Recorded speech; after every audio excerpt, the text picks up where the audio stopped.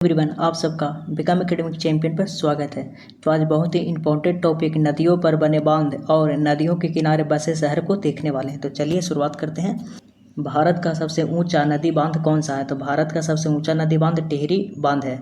तो option number D correct answer हो जाएगा। हीराकुंड बांध भारत की सबसे लंबा बांध है और भाखड़ा जो बांध है ये सतलुज नदी पर है। सरदार सरोवर बांध है ये नर्मदा नदी पर स्थित है। भारत का सबसे लंबा बांध है, तो भारत का सबसे लंबा बांध कौन है? तो ये हीराकुंड बांध है। तो option number C correct answer हो जाएगा। टिहरी बांध निम्नलिखित में से किन दो नदियों के संगम पर स्थित है? तो टिहरी बांध है जो भागीरथी और भीलंगना नदी के संगम पर स्थित है। तो option number C correct answer हो जाएगा। सलाल बांध निम्नलिखित नदियों में से किस पर बनाया गया है? तो जो सलाल बांध है वो चेनाब नदी पर बनाया गया है। तो ऑप्शन सी करेक्ट आंसर हो जाएगा। सलाल बांध कहाँ है? तो ये जम्मू कश्मीर में स्थित है। इसके साथ और एक बगलिहार है, वो भी जम्मू कश्मीर में स्थित है। एक दुल्हस्ती है, वो भी जम्मू कश्मीर में स्थित है। तो उसको भी आप याद रखिएगा। हीराकुंड बांध किस राज्य में स्थित है? तो हीराकुंड बांध जो है उड़ीसा राज्य में स्थित है। तो option number A correct answer हो जाएगा। रानी लक्ष्मीबाई बांध किस नदी पर अवस्थित है? तो जो रानी लक्ष्मीबाई बांध है वो बेतवा नदी पर स्थित है। तो option number A correct answer हो जाएगा। मेटूर बांध निम्नलिखित में से किस राज्य में स्थित है? तो मेटूर बांध निम्नलिखित में से किस राज्य में स्थित है? तो तमिलनाडु में स्थित है। तो option number D correct answer हो जाएगा। कोयना बांध किस राज्य में अवस्थित है? तो कोयना बांध जो है ये महाराष्ट्र में स्थित है। तो option number B correct answer हो जाएगा, महाराष्ट्र। अलमाटी बांध किस नदी पर स्थित है? तो अलमाटी बांध जो है ये कृष्णा नदी पर स्थित है। तो option number D correct answer हो जाएगा, कृष्णा नदी। और सारे प्रीवियस ईयर क्वेश्चन ने देख लीजिए, जो सभी एग्जाम में आया हुआ क्वेश्चन है। हीराकुंड बांध किस नदी पर स्थित है? तो हीराकुंड बांध जो है ये किस नदी पर स्थित है? तो ये महानदी पर स्थित है। और कहाँ है? तो उड़ीसा में है। तो option number D correct answer हो जाएगा। थीन बांध किस नदी पर बनाया गया है? जो थीन बांध है वो किस नदी पर बनाया गया है? तो रावी नदी पर बनाया गया है। तो option number A correct answer हो जाएगा। गांधी सागर, जवाहर सागर, राणा प्रताप सागर बांध किस नदी पर निर्मित है? गांधी सागर, जवाहर सागर और राणा प्रताप सागर बांध किस नदी पर स्थित है? तो ये जो है आपका स्थित है चंबल नदी पर। तो option number C correct answer हो जाएगा, चंबल नदी। मैथान, बालपहाड़ी एवं तिलैया बांध किस नदी पर बनाए गए हैं? मैथान, बालपहाड़ी एवं तिलैया बांध किस नदी पर बनाए गए हैं? तो करेक्ट आंसर हो जाएगा ये बराकर नदी पर है। तो option number B correct answer हो जाएगा, बराकर नदी। किस नदी और किस राज्य में जायकाबाड़ी बांध अवस्थित है? किस नदी पर और किस राज्य में जायकाबाड़ी बांध अवस्थित है? तो ये हमारा करेक्ट आंसर हो जाएगा, ये स्थित है आपका गोदावरी नदी पर स्थित है और महाराष्ट्र में है। तो option number C correct answer हो जाएगा। और गोदावरी नदी के किनारे कौन सा बसा हुआ है? तो नासिक है गोदावरी नदी के किनारे। तो इसको भी आप याद रखिएगा। निम्नलिखित में से कौन सा बांध झारखंड में स्थित है? निम्नलिखित में से कौन सा जो बांध है वो झारखंड में स्थित है? तो मैथन बांध है। तो option number C correct answer हो जाएगा। कृष्णराज सागर बांध या जलाशय किस नदी पर बनाया गया है? तो कृष्णराज सागर बांध या जलाशय किस नदी पर बनाया गया है? तो कावेरी नदी पर बनाया गया है। तो option number D correct answer हो जाएगा, कावेरी नदी। मेटूर बांध किस नदी पर बांधा गया है? जो मेटूर बांध है वो किस नदी पर बांधा गया है या बनाया गया है? तो ये कावेरी नदी पर बनाया गया है। तो option number B correct answer हो जाएगा, कावेरी नदी। उसके बाद देखिए आगे है, अलमाटी बांध किस नदी राज्य में बनाया जा रहा है? तो अलमाटी बांध किस नदी पर और किस राज्य में बनाया जा रहा है? तो देखिए अलमाटी बांध है कृष्णा नदी पर। देखेंगे में कृष्णा नदी दिया हुआ है, तब वही कृष्णा नदी और कर्नाटक करेक्ट आंसर हो जाएगा, ऑप्शन नंबर ए। नागार्जुन सागर बांध भारत के किस राज्य में स्थित है? नागार्जुन सागर बांध है जो भारत के किस राज्य में स्थित है? तो आंध्र प्रदेश में स्थित है। तो option number B correct answer हो जाएगा। निम्नलिखित में से कौन सा युग में सही सुमेलित नहीं है? निम्नलिखित में से कौन सा युग है जो सही सुमेलित नहीं है? तो सरदार सरोवर बांध नर्मदा नदी पर है, हाँ ये सही है। गांधी सागर बांध चंबल नदी पर है, ये भी सही है। नागार्जुन बांध कृष्णा नदी पर, ये भी सही है। तो ये जो तिलैया बांध है बराकर नदी पर है, तो ये गलत हो जाएगा। तो हमारा बी करेक्ट आंसर हो जाएगा। आगे देखिए, भारत के निम्नलिखित में से किस राज्य में इंदिरा सागर बांध स्थित है जो कंक्रीट गुरुत्व बांध है? तो किस राज्य में स्थित है? तो मध्य प्रदेश में स्थित है। तो option number D correct answer हो जाएगा। बगलिहार बांध किस नदी पर निर्मित किया जा रहा है? तो बगलिहार बांध चिनाब नदी पर निर्मित किया जा रहा है। कहाँ है? तो जम्मू कश्मीर में। तो option number B correct answer हो जाएगा। सुमिलित कीजिए, तो यहाँ पे देखिए हीराकुंड बांध है महानदी पर, तो ये मतलब 1 का 4 होना चाहिए। यहाँ पे थोड़ा सा ऊपर कर लेते हैं। हीराकुंड बांध किस नदी पर है? तो महानदी पर है, तो 1 का 4 होना चाहिए। तो 1 का 4 1 का 4 इसमें नहीं है, तो ये नहीं होगा। उसके बाद टिहरी बांध जानते हैं, तो टिहरी बांध किस नदी पर है, तो भागीरथी नदी पर है, तो मतलब सी का बी होना चाहिए। तो सी का बी इसमें नहीं है, इसमें नहीं है, सी का बी ये दोनों में है, तो ये दोनों होने की संभावना है। उसके बाद थीन बांध है, थीन बांध किस नदी पर है, तो रावी नदी पर है, मतलब डी का 3 होना चाहिए। तो डी का 3 इसमें सिर्फ है, तो मतलब ऑप्शन नंबर 1 करेक्ट आंसर हो जाएगा। तो पोंग बांध बच गया, तो किस नदी पर है, तो ये ब्यास नदी पर है। उसके बाद देखिए हमारे पास अगला प्रश्न है कावेरी। इधर नदियाँ दिया हुआ है, इधर बांध दिया होता है। कावेरी नदी पर कौन सा बांध है, आगे जो जानते हैं पहले उससे बनाइए। तलमाटी बांध किस नदी पर है, तो ये हमारा कृष्णा नदी पर, मतलब बी का ओवन होना चाहिए। बी का ओवन, बी का ओवन, बी का ओवन किस में है, तो इसमें है। इसमें बी का ओवन नहीं है, इसमें भी बी का ओवन नहीं है, मतलब सी और बी होने की संभावना है।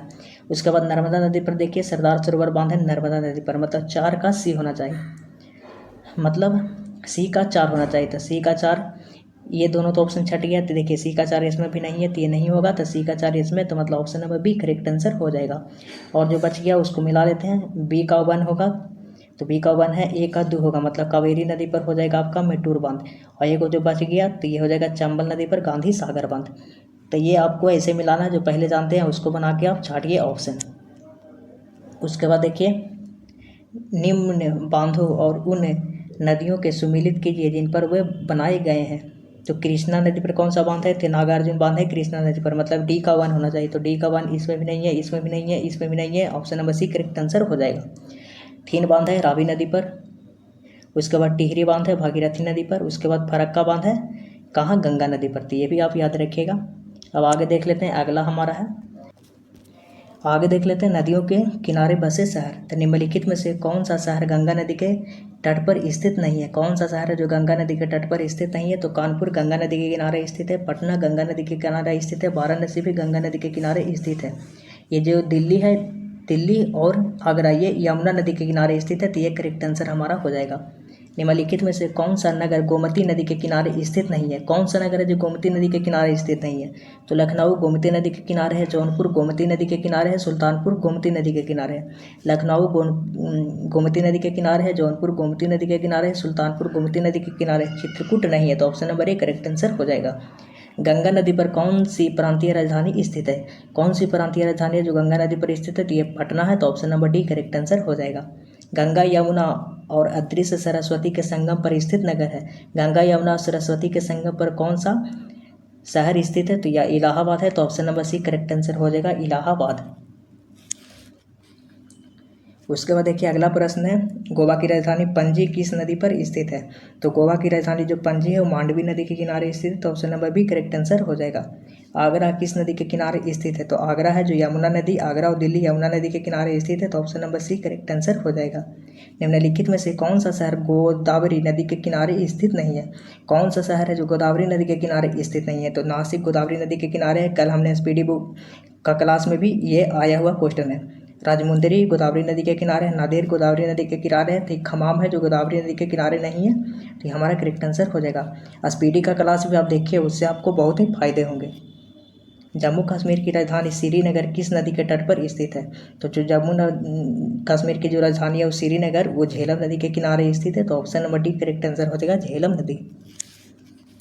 उसके बाद देखिए अगला प्रश्न है, सूरत किस नदी के तट पर स्थित है। तो सूरत किस नदी के तट पर स्थित है, तो तापी नदी के तट पर स्थित है, तो option number B correct answer हो जाएगा।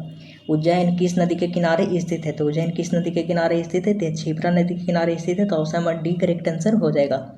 जमशेदपुर किस नदी के तट पर स्थित है, तो जो जमशेदपुर है ये स्वर्णरेखा नदी के तट पर स्थित है, तो option number B correct answer हो जाएगा।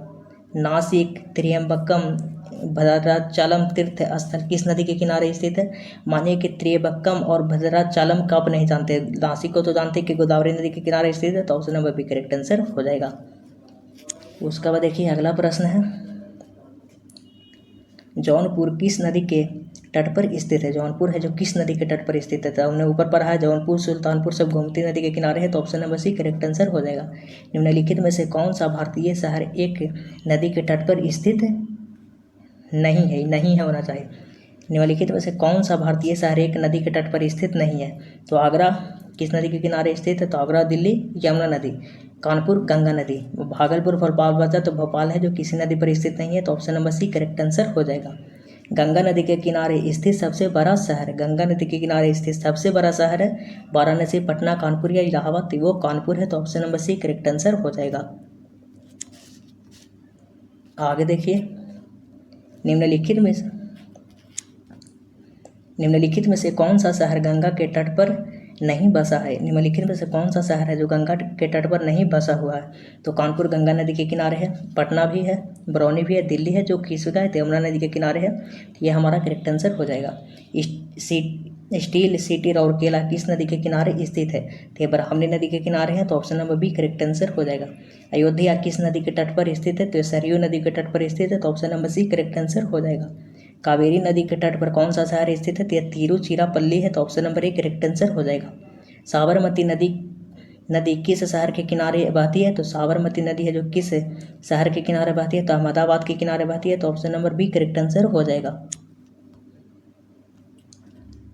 विजयवाड़ा शहर निम्नलिखित में से किस नदी के किनारे स्थित है? तो विजयवाड़ा जो शहर है निम्नलिखित में से किस नदी के किनारे स्थित है, इसके बारे में आपको बताना है।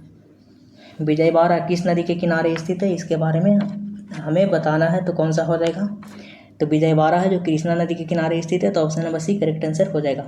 सुमिलित कीजिए, इधर नगर दिया हुआ है, इधर सीमावर्ती नदी दिया हुआ है। उज्जैन किस नदी के किनारे है? तो क्षिप्रा नदी के किनारे, मतलब डी का थ्री होना चाहिए। तो डी का थ्री देखिए इसमें है और इसमें है, इसमें डी नहीं है तो ये नहीं होगा, इसमें भी नहीं है तो ये नहीं होगा। उसके बाद देखिए अगला है हमारा जबलपुर नर्मदा नदी के किनारे है, मतलब सी का दो होना चाहिए। सी का दो इसमें भी है, सी का दो इसमें भी है, डी का तीन इसमें भी है, डी का तीन इसमें भी है। उसके बाद अगला है जो बैतूल है ये स्थित है ताप्ती नदी के किनारे। बैतूल मतलब ए का फोर होना चाहिए, तो ए का फोर होना चाहिए, option number B correct answer हो जाएगा। और बच गया जगदलपुर, तो जगदलपुर इंद्रावती नदी के किनारे स्थित है, तो इसको भी आप याद कर लीजिएगा। उसके बाद देखते हैं अगला प्रश्न, निम्न में से किस नदी के तट पर गोरखपुर स्थित है? किस नदी के तट पर गोरखपुर स्थित है? तो राप्ती नदी के किनारे स्थित है, तो option number C correct answer हो जाएगा। निम्नलिखित में से कौन सा सांस्कृतिक पर्यटन स्थल बेतवा नदी के तट पर स्थित है? तो बेतवा नदी के तट पर कौन सा सांस्कृतिक पर्यटक स्थल स्थित है? तो ओरछा है, तो option number B correct answer हो जाएगा। एगो यहाँ पे नहीं आया हैदराबाद किस नदी के किनारे है? तो ये मूसी नदी के किनारे स्थित है। हिमालय पार नदियाँ का मतलब है कि जो हिमालय के उस साइड चाइना वाली तरफ से निकलती है, तो कौन सी नदियाँ हैं? तो ब्रह्मपुत्र, सिंधु और सतलज है, तो option number B correct answer हो जाएगा। निम्नलिखित में से नदियों की लंबाई का सही अवरोही क्रम कौन सा है? तो ब्रह्मपुत्र, गंगा, गोदावरी और नर्मदा करेक्ट आंसर हो जाएगा, ऑप्शन नंबर ए। भारत की सबसे लंबी नदी कौन सी है? तो भारत की सबसे लंबी नदी गंगा है, तो option number B correct answer हो जाएगा। किस नदी की सहायक नदी बांग्लादेश में पद्मा के नाम से जानी जाती है? तो वह गंगा हो जाएगा, option number B Ganga. Ganga एवं ब्रह्मपुत्र की संयुक्त जलधारा किस नाम से जानी जाती है? तो गंगा और ब्रह्मपुत्र की संयुक्त धारा को मेघना के नाम से जाना जाता है, तो option number C correct answer हो जाएगा। भारत की सबसे अधिक नौगण्य दो नदियां हैं, तो भारत की सबसे अधिक नौगण्य दो नदियां हैं, तो वो गंगा और ब्रह्मपुत्र है, तो option number B correct answer हो जाएगा। निम्नलिखित में से कौन सी नदी सीधे गंगा में आकर मिलती है? तो सीधे गंगा में आकर मिलने वाली नदी है सोन नदी, तो option number B correct answer हो जाएगा। सुंदरबन का डेल्टा कौन सी नदी बनाती है? सुंदरबन का डेल्टा कौन सी नदी बनाती है? तो गंगा और ब्रह्मपुत्र बनाती है, तो option number C correct answer हो जाएगा। गंगा और ब्रह्मपुत्र नदियों का उद्गम स्थान है, तो ये उत्तराखंड और तिब्बत है, तो option number D correct answer हो जाएगा। गंगा नदी निकलती है उत्तराखंड से और ब्रह्मपुत्र नदी निकलती है तिब्बत के मानसरोवर झील के पास से। निम्नलिखित में से कौन सी नदी का उद्गम भारत में नहीं है? कौन सा नदी है जिसका उद्गम भारत में नहीं? तो ब्रह्मपुत्र हो जाएगा, ऑप्शन नंबर सी। तिब्बत में बहने वाली नदी सांगपो निम्नलिखित में से किससे होकर भारत में प्रवेश करती है? सांगपो मतलब ब्रह्मपुत्र नदी से प्रवेश करती है अरुणाचल प्रदेश से होकर, तो option number C correct answer हो जाएगा। निम्नलिखित में से कौन सी नदी नामचा बर्मा में यू टर्न लेती है और भारत में प्रविष्ट होती है? तो वो भी ब्रह्मपुत्र नदी हो जाएगा, ऑप्शन नंबर डी।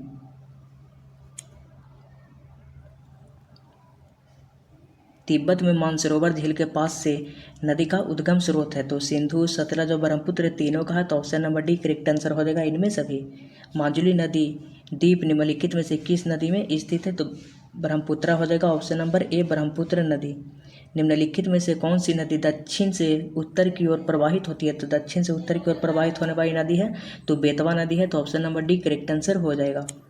उसके बाद देखिए हमारा अगला प्रश्न है, किसे बिहार का दुख कहा जाता है? बिहार का दुख किस नदी को कहा जाता है? तो कोसी नदी को कहा जाता है। तो option number D correct answer हो जाएगा। निम्नलिखित में से कौन सा एक नदी हिमालय पार नदी है जो हिमालय के चाइना तरफ से निकलती है? तो वो सतलज नदी हो जाएगा। तो option number B correct answer है। निम्नलिखित नदियों में से कौन एक विनाशक नदी कहलाती है? तो कौन एक विनाशक नदी कहलाती है? तो कोसी नदी कहलाती है। तो option number C correct answer हो जाएगा। निम्नलिखित में से कौन नदी बंगाल का शोक कहलाती है? निम्नलिखित में से कौन सा नदी है जिसे बंगाल का शोक कहा जाता है? तो दामोदर नदी को कहा जाता है। तो option number D correct answer हो जाएगा। उसके बाद देखिए अगला हमारा प्रश्न है, वे दो प्रमुख नदियाँ कौन सी है जो अमरकंटक के पहाड़ी से निकलती है परंतु वे अलग अलग दिशाओं में बहती है? वे दो कौन सी नदी है जो अमरकंटक की पहाड़ी से निकलती है परंतु अलग अलग दिशाओं में बहती है? तो वह नदी नर्मदा और सोन है। नर्मदा आपकी चली जाती है अरब सागर में और सोन नदी जाके मिल जाती है गंगा में।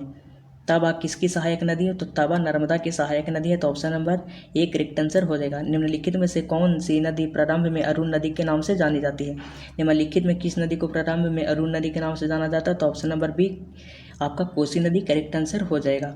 निम्नलिखित में से किस नदी को उड़ीसा का शोक कहा जाता है? तो उड़ीसा का शोक किस नदी को कहा जाता है? तो महानदी को कहा जाता है। तो option number A correct answer हो जाएगा महानदी। इंदौर के समीप स्थित जनापाप पहाड़ी स्रोत है तो वो चंबल नदी का स्रोत है। तो option number B correct answer हो जाएगा। भारत की लवन नदी के नाम से जानी जाती है तो भारत की लवन नदी के नाम से किसे जानते हैं? तो लूनी नदी को जानते हैं। याद रखिएगा ला से लवन ला से लूनी। कौन सी नदी भेड़ा घाट के समीप कपिलधारा जलप्रपात का निर्माण करती है?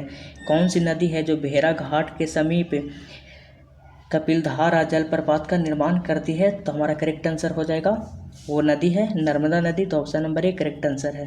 निम्नलिखित में से कौन सी नदी ज्वारंदमुख का निर्माण करती है मतलब एस्चुरी का निर्माण करती है? तो वो भी नर्मदा नदी हो जाएगा। Option number C. प्रायद्वीपीय भारत की निम्न नदियों में से कौन शेष तीन प्रविष्ट रूप से भिन्न है? मतलब कौन है जो शेष तीनों में से मतलब भिन्न है, मतलब उसमें से एक नदियां हैं जो भिन्न है, इसके बारे में आपको बताना है। तो हमारा करेक्ट आंसर हो जाएगा यहाँ पे नर्मदा नदी, क्योंकि कावेरी नदी, कृष्णा नदी और गोदावरी नदी तीनों जाके बंगाल की खाड़ी में गिरती है, लेकिन नर्मदा नदी है जो अरब सागर में गिरती है। तो option number A correct answer हो जाएगा। निम्नलिखित में से कौन सी नदी एस्चुरी नहीं बनाती है? मतलब कौन सी नदी है जो एस्चुरी का निर्माण नहीं करती है? तो हमारा करेक्ट आंसर हो जाएगा महानदी है जो एस्चुरी का निर्माण नहीं करती है। तो ऑप्शन नंबर डी।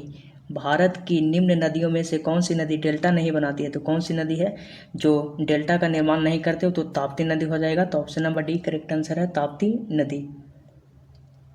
क्षिप्रा नदी निम्नलिखित में से किसकी सहायक नदी है? तो ये क्षिप्रा नदी है वो निम्नलिखित में से किसकी सहायक नदी है?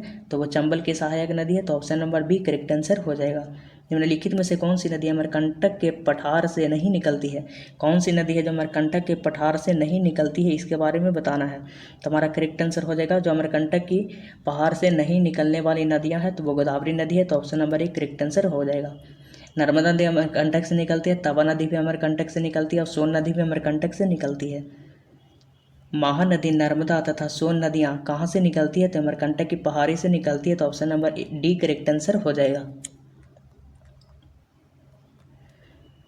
आगे देखिए, निम्नलिखित नदी युग्मों में से कौन ज्वारंदमुख का निर्माण करती है? मतलब जो एस्चुरी बनाती है। तो एस्चुरी बनाने वाली नदी है तो नर्मदा नदी भी एस्चुरी बनाती है और ताप्ती नदी भी एस्चुरी बनाएगी। तो ऑप्शन नंबर एक करेक्ट आंसर हो जाएगा नर्मदा और ताप्ती। उसके बाद है निम्नलिखित में से कौन सी नदी भ्रंश घाटी से होकर बहती है? तो भ्रंश घाटी से होकर बहने वाली नदी है नर्मदा नदी। तो option number B correct answer हो जाएगा। निम्नलिखित में से किस नदी के मुहाने पर डेल्टा नहीं बनता है? मतलब कौन सी ऐसी नदी है जिसके मुहाने पर डेल्टा नहीं बनता है? तो ताप्ती नदी हो जाए, मतलब तापी नदी हो जाएगा। तो option number D correct answer आपका हो जाएगा। दक्षिण भारत के पठारी प्रदेश में कौन सी नदी दो भागों में विभाजित करती है? दक्षिण भारत के जो पठारी प्रदेश है उसको कौन सी नदी है जो दो भागों में विभाजित करती है? तो हमारा करेक्ट आंसर हो जाएगा नर्मदा नदी। तो option number B correct answer है वो नर्मदा नदी। दक्षिण भारत की नदियों में सबसे लंबी है, तो दक्षिण भारत की सबसे लंबी नदी कौन है? तो वो गोदावरी नदी है। तो ऑप्शन नंबर एक करेक्ट आंसर हो जाएगा गोदावरी नदी। उसके बाद देखिए, निम्नलिखित में से किस नदी को बृहद गंगा के नाम से जाना जाता है? तो बृहद गंगा के नाम से किस नदी को जाना जाता है? तो गोदावरी नदी को जाना जाता है। तो ऑप्शन नंबर एक करेक्ट आंसर हो जाएगा।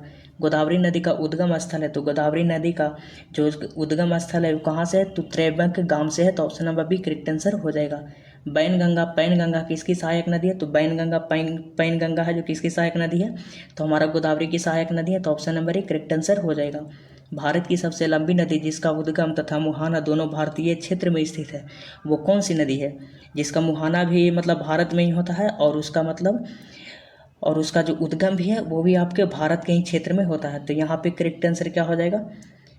दिमाग लगा सकते हैं तो बता सकते हैं कौन सा इसमें होगा। तो हमारा इसमें करेक्ट आंसर हो जाएगा गोदावरी नदी। तो option number B correct answer है गोदावरी नदी।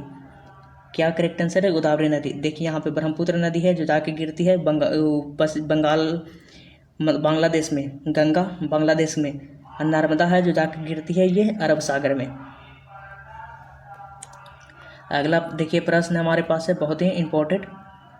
कावेरी नदी का उद्गम स्रोत है, मतलब जो कावेरी नदी है वो कहाँ से निकलती है? तो कावेरी नदी जो निकलती है वो निकलती है ब्रह्मगिरी पहाड़ी से। तो option number A correct answer हो जाएगा। कावेरी नदी गिरती है, कावेरी नदी कहाँ गिरती है? तो कावेरी नदी आपकी गिरती है बंगाल की खाड़ी में। तो हमारा option number A correct answer हो जाएगा। उसके बाद कावेरी नदी जल विवाद मुख्यतः किन दो राज्यों के बीच है? तो कावेरी नदी जल विवाद जो है वो कर्नाटक और तमिलनाडु के बीच है। तो option number D correct answer हो जाएगा। निम्न में से किस नदी को उसकी पवित्रता के कारण दक्षिण भारत की गंगा कहा जाता है? तो दक्षिण भारत की गंगा किस नदी को कहा जाता है? तो कावेरी नदी को कहा जाता है। तो option number D correct answer हो जाएगा कावेरी नदी। कृष्णा नदी का उद्गम स्थल किसके समीप है? तो कृष्णा नदी का उद्गम स्थल जो है वो किसके समीप स्थित है? तो महाबलेश्वर के आसपास स्थित है। तो option number A correct answer हो जाएगा। पंचगंगा दूधगंगा किसकी सहायक नदी है? तो कृष्णा की सहायक नदी है। तो option number A correct answer हो जाएगा। निम्नलिखित में से कौन सी दो नदियां अमरकंटक से उद्गम होते हैं, मतलब अमरकंटक से निकलती है? तो वो नर्मदा और सोन है। तो option number B correct answer हो जाएगा। दामोदर नदी निकलती है, जो दामोदर नदी है वो कहाँ से निकलती है इसके बारे में आपको बताना थी। छोटा नागपुर के पठार से निकलती है। तो option number B correct answer हो जाएगा। छोटा नागपुर के पठार से निकलती है दामोदर नदी। उसके बाद आगे देखिए निम्नलिखित में से कौन भूमि बंधित नदी है? कौन सी नदी है जो भूमि बंधित है, मतलब भूमि में ही विलीन हो जाती है? तो सी करेक्ट आंसर हो जाएगा लूनी नदी है जो भूमि में ही गायब हो जाती है। भारत की सबसे बड़ी बाह्य नदी है, भारत की सबसे बड़ी बाह्य नदी है। तो कौन सी नदी है जो भारत की सबसे बड़ी बाह्य नदी है? तो यहाँ पे गंगा करेक्ट आंसर हो जाएगा ऑप्शन नंबर सी। उसके बाद देखिए अगला प्रश्न, विश्व का बृहत्तम डेल्टा निर्माण होता है? तो विश्व का जो सबसे बड़ा डेल्टा का निर्माण करता है वो गंगा ब्रह्मपुत्र करता है। तो option number A correct answer हो जाएगा। बिहार में बहने वाली नदियों में किसका उद्गम अमरकंटक से? तो अमरकंटक से सोन का है। तो option number B correct answer हो जाएगा। मानस किस नदी की उपनदी है? तो मानस किस नदी की उपनदी है? तो मानस ज़्यादातर उत्तराखंड के असम के एरिया में आता है, ब्रह्मपुत्र नदी हो जाएगा। Option number D correct answer है। कौन सी नदी भ्रंश द्रोणी से होकर बहती है? कौन सी नदी है जो भ्रंश द्रोणी मतलब भ्रंश घाटी से होकर बहती है? तो ऑप्शन नंबर हमारा ए करेक्ट आंसर हो जाएगा नर्मदा नदी। उसके बाद देखिए अगला प्रश्न हमारे पास, निम्नलिखित नदियों में से कौन सी नदी जबलपुर के निकट धुआंधार जलप्रपात का निर्माण करती है? तो धुआंधार जलप्रपात किस नदी पर है? तो नर्मदा नदी पर है। तो option number C correct answer हो जाएगा नर्मदा नदी। उसके बाद देखिए निम्न में से सबसे अधिक पथ परिवर्तन किया है, मतलब निम्नलिखित में से कौन सी नदी है जो बहुत ज़्यादा रास्ता बदलती है? तो यह हमारा सी करेक्ट आंसर हो जाएगा कोसी नदी। निम्नलिखित नदियों में से कौन सा अपने भ्रंश घाटी प्रवाह के लिए प्रसिद्ध है? तो भ्रंश घाटी प्रवाह के लिए प्रसिद्ध कौन सी नदियां हैं? तो दामोदर नदी है। तो option number B correct answer हो जाएगा। निम्नलिखित में से वह नदी कौन सी है जो एक भ्रंश घाटी से होकर बहती है? तो भ्रंश घाटी से होकर बहने वाली नदी है तो वो नर्मदा नदी है। तो option number B correct answer हो जाएगा। अगला प्रश्न देखिए, निम्नलिखित में से भारत की सबसे बड़ी प्रायद्वीपीय नदी है? भारत की सबसे बड़ी प्रायद्वीपीय नदी है, मतलब जो दक्षिण भारत के एरिया में सबसे बड़ी नदी है तो वो गोदावरी नदी है। तो option number A correct answer हो जाएगा। निम्न में से वह नदी कौन सी है जिसका उद्गम भारतीय क्षेत्र में नहीं है? मतलब कौन सी नदी है जिसका उद्गम भारतीय क्षेत्र में नहीं होता है? तो वो घाघरा नदी हो जाएगा। तो option number D correct answer हो जाएगा। निम्नलिखित में से वह नदी कौन सी है जिसका उद्गम भारतीय क्षेत्र में नहीं है? तो कौन सी नदी है जिसका उद्गम भारतीय क्षेत्र में नहीं है? तो हमारा ब्रह्मपुत्रा हो जाएगा, जो तिब्बत के मानसरोवर झील के पास से निकलती है। निम्नलिखित नदियों में से किसका उद्गम भारत में नहीं है? तो किसका उद्गम है जो भारत में नहीं है? तो सतलज हो जाएगा। तो option number A correct answer हो जाएगा।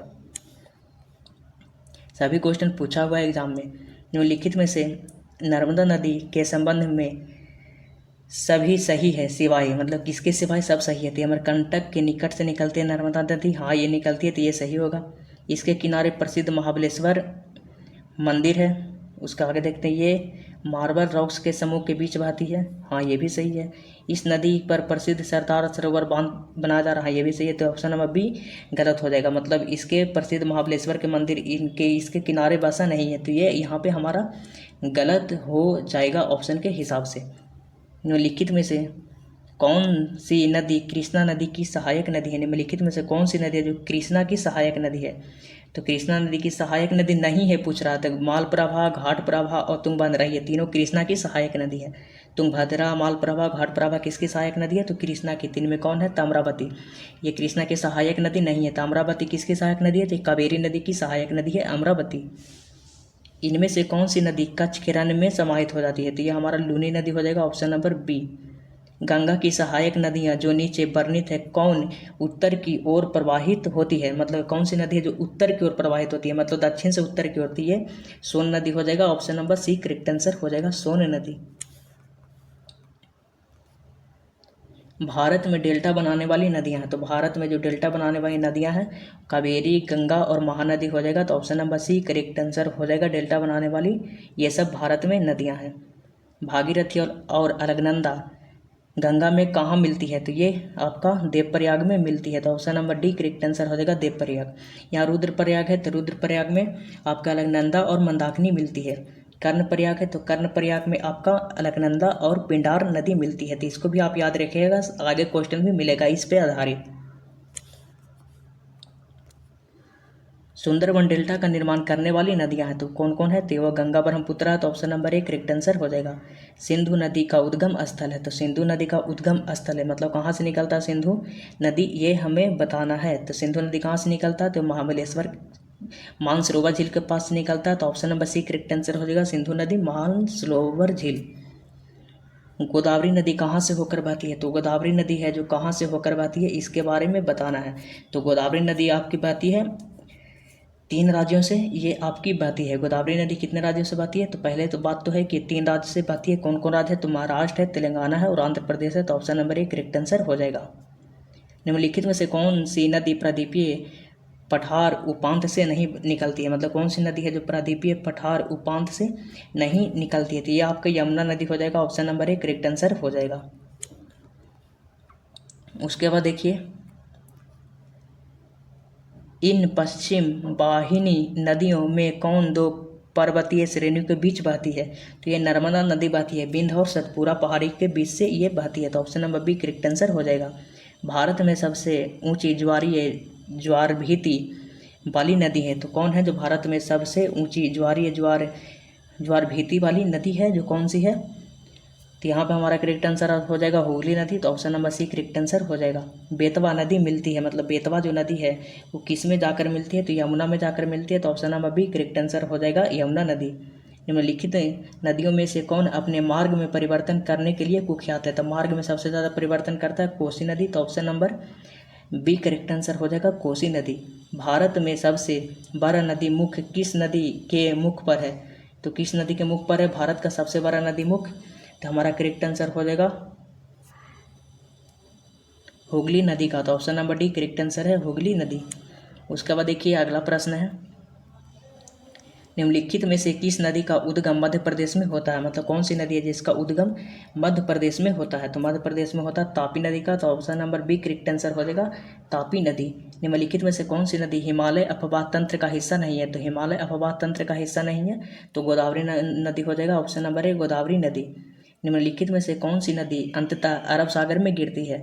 अरब सागर में गिरने वाली नदी कौन सी है? तो नर्मदा नदी है जो अरब सागर में गिरती है, तो option number B correct answer हो जाएगा।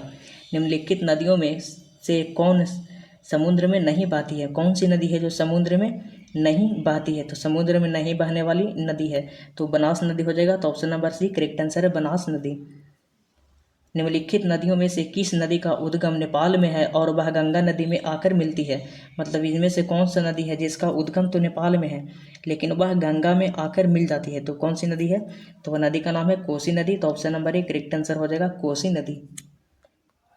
उसके बाद देखिए अगला प्रश्न है, निम्नलिखित में से कौन सी नदी मध्य प्रदेश में अमरकंटक पहाड़ी से निकलती है? तो नर्मदा और सोन। तो option number C correct answer हो जाएगा।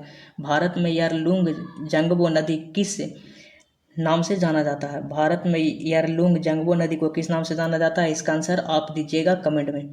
निम्नलिखित में से कौन सी नदी बंगाल की खाड़ी में गिरती है? निम्नलिखित में से कौन सी जो नदी है बंगाल की खाड़ी में गिरती है? तो बंगाल की खाड़ी में गिरते गंगा, ब्रह्मपुत्र, गोदावरी हाँ। महानदी कृष्णा नदी, कावेरी हाँ। लूनी नदी नहीं, नर्मदा अरब सागर में। तो ये ताप्ती अरब सागर में, लूनी भी ये तो विलीन हो जाती है, तो ये एकदम नहीं होगा। मतलब दोनों ए और बी सही आंसर हो जाएगा। उसके बाद देखिए अगला प्रश्न है हमारा, मूसी नदी निम्नलिखित में से किस नदी की सहायक नदी है? तो कृष्णा की सहायक नदी है। भारत की निम्नलिखित नदियों में से जैविक मरुस्थल कहते हैं। भारत की निम्नलिखित नदियों में से किसे जैविक मरुस्थल कहते हैं? इसमें समझदार आदमी होगा तो ऐसी आंसर मार देगा। नोएल का नाम कभी सुने हैं? भिवानी का नाम कभी सुने हैं? भादर का नाम सुने हैं? सुना सुना कौन लग रहा है? तो ये दामोदर नदी लग रहा है। तो option number B correct answer हो जाएगा। गंगा नदी का उद्गम गंगोत्री ग्लेशियर से होता है और यह जाकर समाप्त होते थे। गंगा नदी कहाँ जाकर समाप्त होती है? तो बंगाल की खाड़ी में। तो option number C correct answer हो जाएगा। निम्नलिखित में से कौन सी नदी यमुना में नहीं मिलती है? कौन सी नदी है जो यमुना में नहीं मिलती है? तो बेतवा मिलती है हाँ, यमुना में मिलती है। केन भी यमुना में मिलती है, चंबल मिलती है, लेकिन सोन जो है वो डायरेक्ट गंगा में जाकर मिलती है। तो option number C correct answer हो जाएगा सोन। उसके बाद देखिए अगला प्रश्न हमारे पास, अलकनंदा के साथ वह नदी कौन सी है जिसके संगम पर रुद्रप्रयाग स्थित है? तो रुद्रप्रयाग स्थित है रुद्र पीछे बताए थे, मंदाकिनी हो जाएगा। Option number C correct answer है मंदाकिनी। निम्न नदियों में से किसका सर्वाधिक बड़ा जल ग्रहण क्षेत्र है? निम्न नदियों में से किसका सर्वाधिक जल ग्रहण क्षेत्र है? तो गोदावरी हो जाएगा। तो option number C correct answer हो जाएगा। निम्नलिखित में से कौन सी नदी एक नदी कावेरी नदी की सहायक नदी है? कावेरी नदी की सहायक नदी को बताना है। तो इंद्रावती नहीं, इंद्रावती किसकी सहायक नदी है? कमेंट में बताइए। तो यहाँ पे अमरावती करेक्ट आंसर हो जाएगा। इंद्रावती सहायक नदी आपकी गोदावरी की। नदियों तथा सहायक नदियों का निम्न में से कौन युग में सही सुमेलित नहीं है? तो कौन सा युग में सही सुमेलित नहीं है? तो इंद्रावती है गोदावरी का हाँ, ये सही है।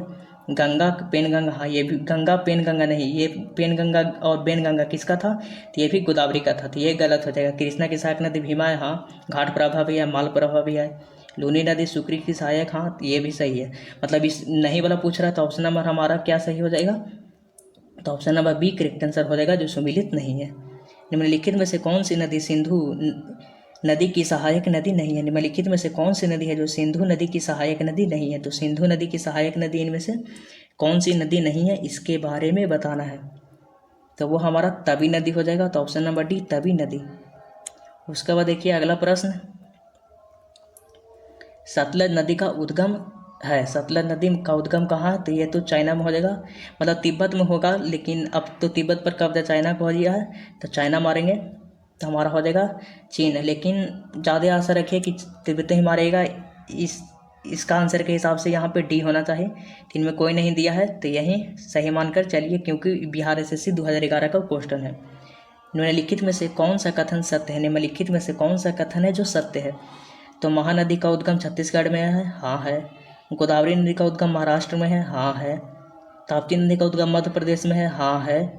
सत्य नहीं है वाला आंसर होगा। तो यहाँ पे देखिए, ये कावेरी नदी का उद्गम आंध्र प्रदेश में नहीं है, कहाँ है? तो कर्नाटक में। कहाँ है? तो कर्नाटक में। तो option number C correct answer हो जाएगा हमारा। सिंधु नदी का उद्गम होता है, तो सिंधु नदी का उद्गम कहाँ से होता है? तो सिंधु नदी का उद्गम कहाँ से होता है? तो हिमालय के पर्वत से, कैलाश पर्वत से, काराकोरम पर्वतमाला से, हिंदू कुश पर्वतमाला से। तो ये कैलाश पर्वतमाला करेक्ट आंसर हो जाएगा। ऑप्शन नंबर डी SSC 2011 का क्वेश्चन है। निम्न में से कौन सी नदी मध्य प्रदेश से निकलती है और खंभात की खाड़ी में गिरती है? मध्य प्रदेश से निकलती है और गिरती कहाँ है? तो ये खंभात की खाड़ी में जाकर गिरती है। ये कौन सी नदी है, इसके बारे में आपको बताना है। तो हमारा करेक्ट आंसर हो जाएगा कौन सी नदी है? तो वो माही नदी है। तो option number B correct answer हो जाएगा, जो मध्य प्रदेश से निकलती है और खंभात की खाड़ी में जाकर गिरती है। उसके बाद देखिए हमारा अगला प्रश्न है, भागीरथी नदी निकलती है, तो भागीरथी नदी कहाँ से निकलती है, तो ये गोमुख से निकलती है, तो option number B correct answer हो जाएगा। गंगा और ब्रह्मपुत्र की संयुक्त जलधारा किस नाम से जाना जाता है, तो मेघना के नाम से जाना जाता है, तो option number C correct answer हो जाएगा। निम्नलिखित में से कौन सी नदी चंबल में नहीं मिलती है, निम्नलिखित में से कौन सी नदी है जो चंबल में नहीं मिलती है, तो देखिए हमने पीछे पढ़ा है कि बेतवा है जो यमुना नदी में जाकर मिलती है, तो ये हमारा करेक्ट आंसर हो जाएगा। उसके बाद निम्नलिखित नदियों में से किसको दक्षिण भारत की गंगा कहा जाता है, तो कावेरी को दक्षिण भारत की गंगा कहा जाता है, तो ऑप्शन नंबर एक करेक्ट आंसर हो जाएगा। और दक्षिण की गंगा गोदावरी को, लेकिन दक्षिण भारत की गंगा कावेरी को। उसके बाद देखिए भारत की गंडक नामक नदी नेपाल में किस नाम से जानी जाती है, तो भारत की जो गंडक नदी है उसको नेपाल में किस नाम से जाना जाता है, तो नारायणी के नाम से जाना जाता है, तो option number C correct answer हो जाएगा। एसएससी 2017 का क्वेश्चन है। निम्नलिखित में से कौन सी पूर्व दिशा में बहने वाली नदी है, कौन सी ऐसी नदी है जो पूर्व दिशा में बहती है, इसके बारे में आपको बताना है। तो पूर्व दिशा में बहने वाली नदी है तो यह है ब्राह्मणी नदी, तो ऑप्शन नंबर एक करेक्ट आंसर हो जाएगा। कौन सी नदी उड़ीसा में अपना डेल्टा बनाती है, कौन सी नदी है जो उड़ीसा में अपना डेल्टा बनाती है, तो महानदी हो जाएगा, option number B correct answer हो जाएगा। क्वेश्चन की संख्या ज़्यादा है तो थोड़ा जल्दी जल्दी चलते हैं। दूधगंगा निम्नलिखित में से किस राज्य में अवस्थित है, दूधगंगा निम्नलिखित में से किस राज्य में अवस्थित है, तो जम्मू कश्मीर में अवस्थित है, तो ऑप्शन नंबर एक करेक्ट आंसर हो जाएगा। अंतःस्थलीय अपवहन नदी का उदाहरण है, जो अंतःस्थलीय अपवहन नदी है उसका उदाहरण है तो घग्गर नदी है, तो option number B correct answer हो जाएगा। भारत में निम्नलिखित में से कौन सी सबसे लंबी नदी है, भारत में निम्नलिखित में से कौन सी सबसे लंबी नदी है, तो ऑप्शन के हिसाब से गोदावरी नदी करेक्ट आंसर हो जाएगा। बिहार में बहने वाली नदियों में किसका उद्गम अमरकंटक में था, अमरकंटक से नर्मदा सोन था, तो बिहार के लिए सोन करेक्ट आंसर हो जाएगा, ऑप्शन नंबर बी। निम्नलिखित में से कौन सी नदी विंध्य सतपुरा पर्वत श्रेणियों के बीच में बहती है, तो नर्मदा नदी, तो option number C correct answer हो जाएगा। विंध्याचल और सतपुरा पर्वत के बीच से बहती है नर्मदा नदी। उसके बाद देखिए अगला प्रश्न है, निम्नलिखित में से कौन एक पश्चिम की ओर बहने वाली नदियाँ का उनके नदी बेसिन के घटते आकार के आधार पर सही है, तो क्या होगा यहाँ पे ये दिमाग लगा सकते हैं कि नर्मदा तापी, मतलब नर्मदा के बाद ही तापी आएगा, नर्मदा के बाद ही तापी आएगा। उसके बाद क्या हो जाएगा साबरमती, माही। आपको दिमाग लगाना है, 4 ऑप्शन दिया है, ये सब क्वेश्चन ही आजकल एग्जाम में पूछे जा रहे हैं, तो ऐसा क्वेश्चन आपको बनाकर ही जाना है। तो नर्मदा हो जाएगा, तापी हो जाएगा, माही हो जाएगा और उसके बाद साबरमती, तो option number D correct answer हो जाएगा। भारत और नेपाल के मध्य कौन सी नदी सीमा बनाती है, तो भारत और नेपाल के मध्य काली नदी सीमा बनाती है, तो option number C correct answer हो जाएगा। मोस्ट इंपॉर्टेंट क्वेश्चन पूछा गया है। निम्नलिखित में से कौन सा कथन भारतीय नदियों के विषय में सत्य नहीं है, कौन सा कथन है जो भारतीय नदियों के विषय में सत्य नहीं है, इसके बारे में आपको बताना है। तो हिमालय नदियाँ सदाबहार है, हाँ यहाँ पे हर सब दिन पानी रहता है क्योंकि निकलता है हिमालय के बर्फ पिघलता है तो हमेशा पानी रहता है। प्रायद्वीपीय नदियाँ मौसमी होती है, हाँ मतलब मौसम में ही जब वर्षा होगा तो उधर नदियों में पानी होगा, ऐसे नहीं होगा। हिमालयी नदियाँ बहुत छोटी डेल्टा का निर्माण करती है, गलत। जहाँ पे पानी ज़्यादा डेल्टा बनाएगा उधर की नदियाँ तो डेल्टा बनाती है। गंगा ब्रह्मपुत्र, गंगा निकलती है किधर से, उधर से निकलती है। ब्रह्मपुत्र कहाँ से आता है, तो उधर हिमालय के पीछे से ही आता है।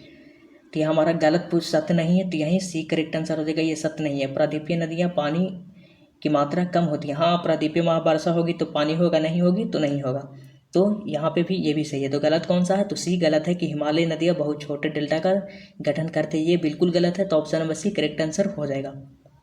उसके बाद देखिए अगला प्रश्न है, खतरनाक वाला दम है।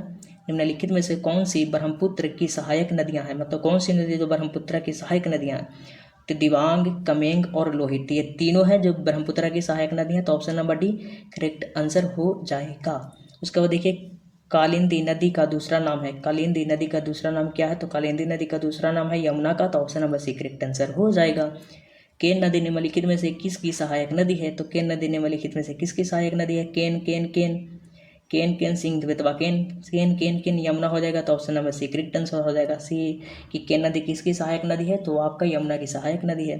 भारत और बांग्लादेश के बीच एक जिस नदी को लेकर विवाद है उस नदी का नाम क्या है, तो भारत और बांग्लादेश के बीच लेकर वो विवाद है, तो वह नदी कौन सा है इसके बारे में हमें बताना है, तो वह तीस्ता नदी हो जाएगा, ऑप्शन नंबर ए तीस्ता नदी। उसके बाद देखिए अगला प्रश्न है, निम्नलिखित में किस नदी की घाटी गड्ढी गहरी खड़भूमि के लिए विख्यात है, तो किस नदी की घाटी है जो गहरी खड़भूमि के लिए विख्यात है, इसके बारे में हमें बताना है, तो वो चंबल नदी हो जाएगा, ऑप्शन नंबर सी चंबल नदी।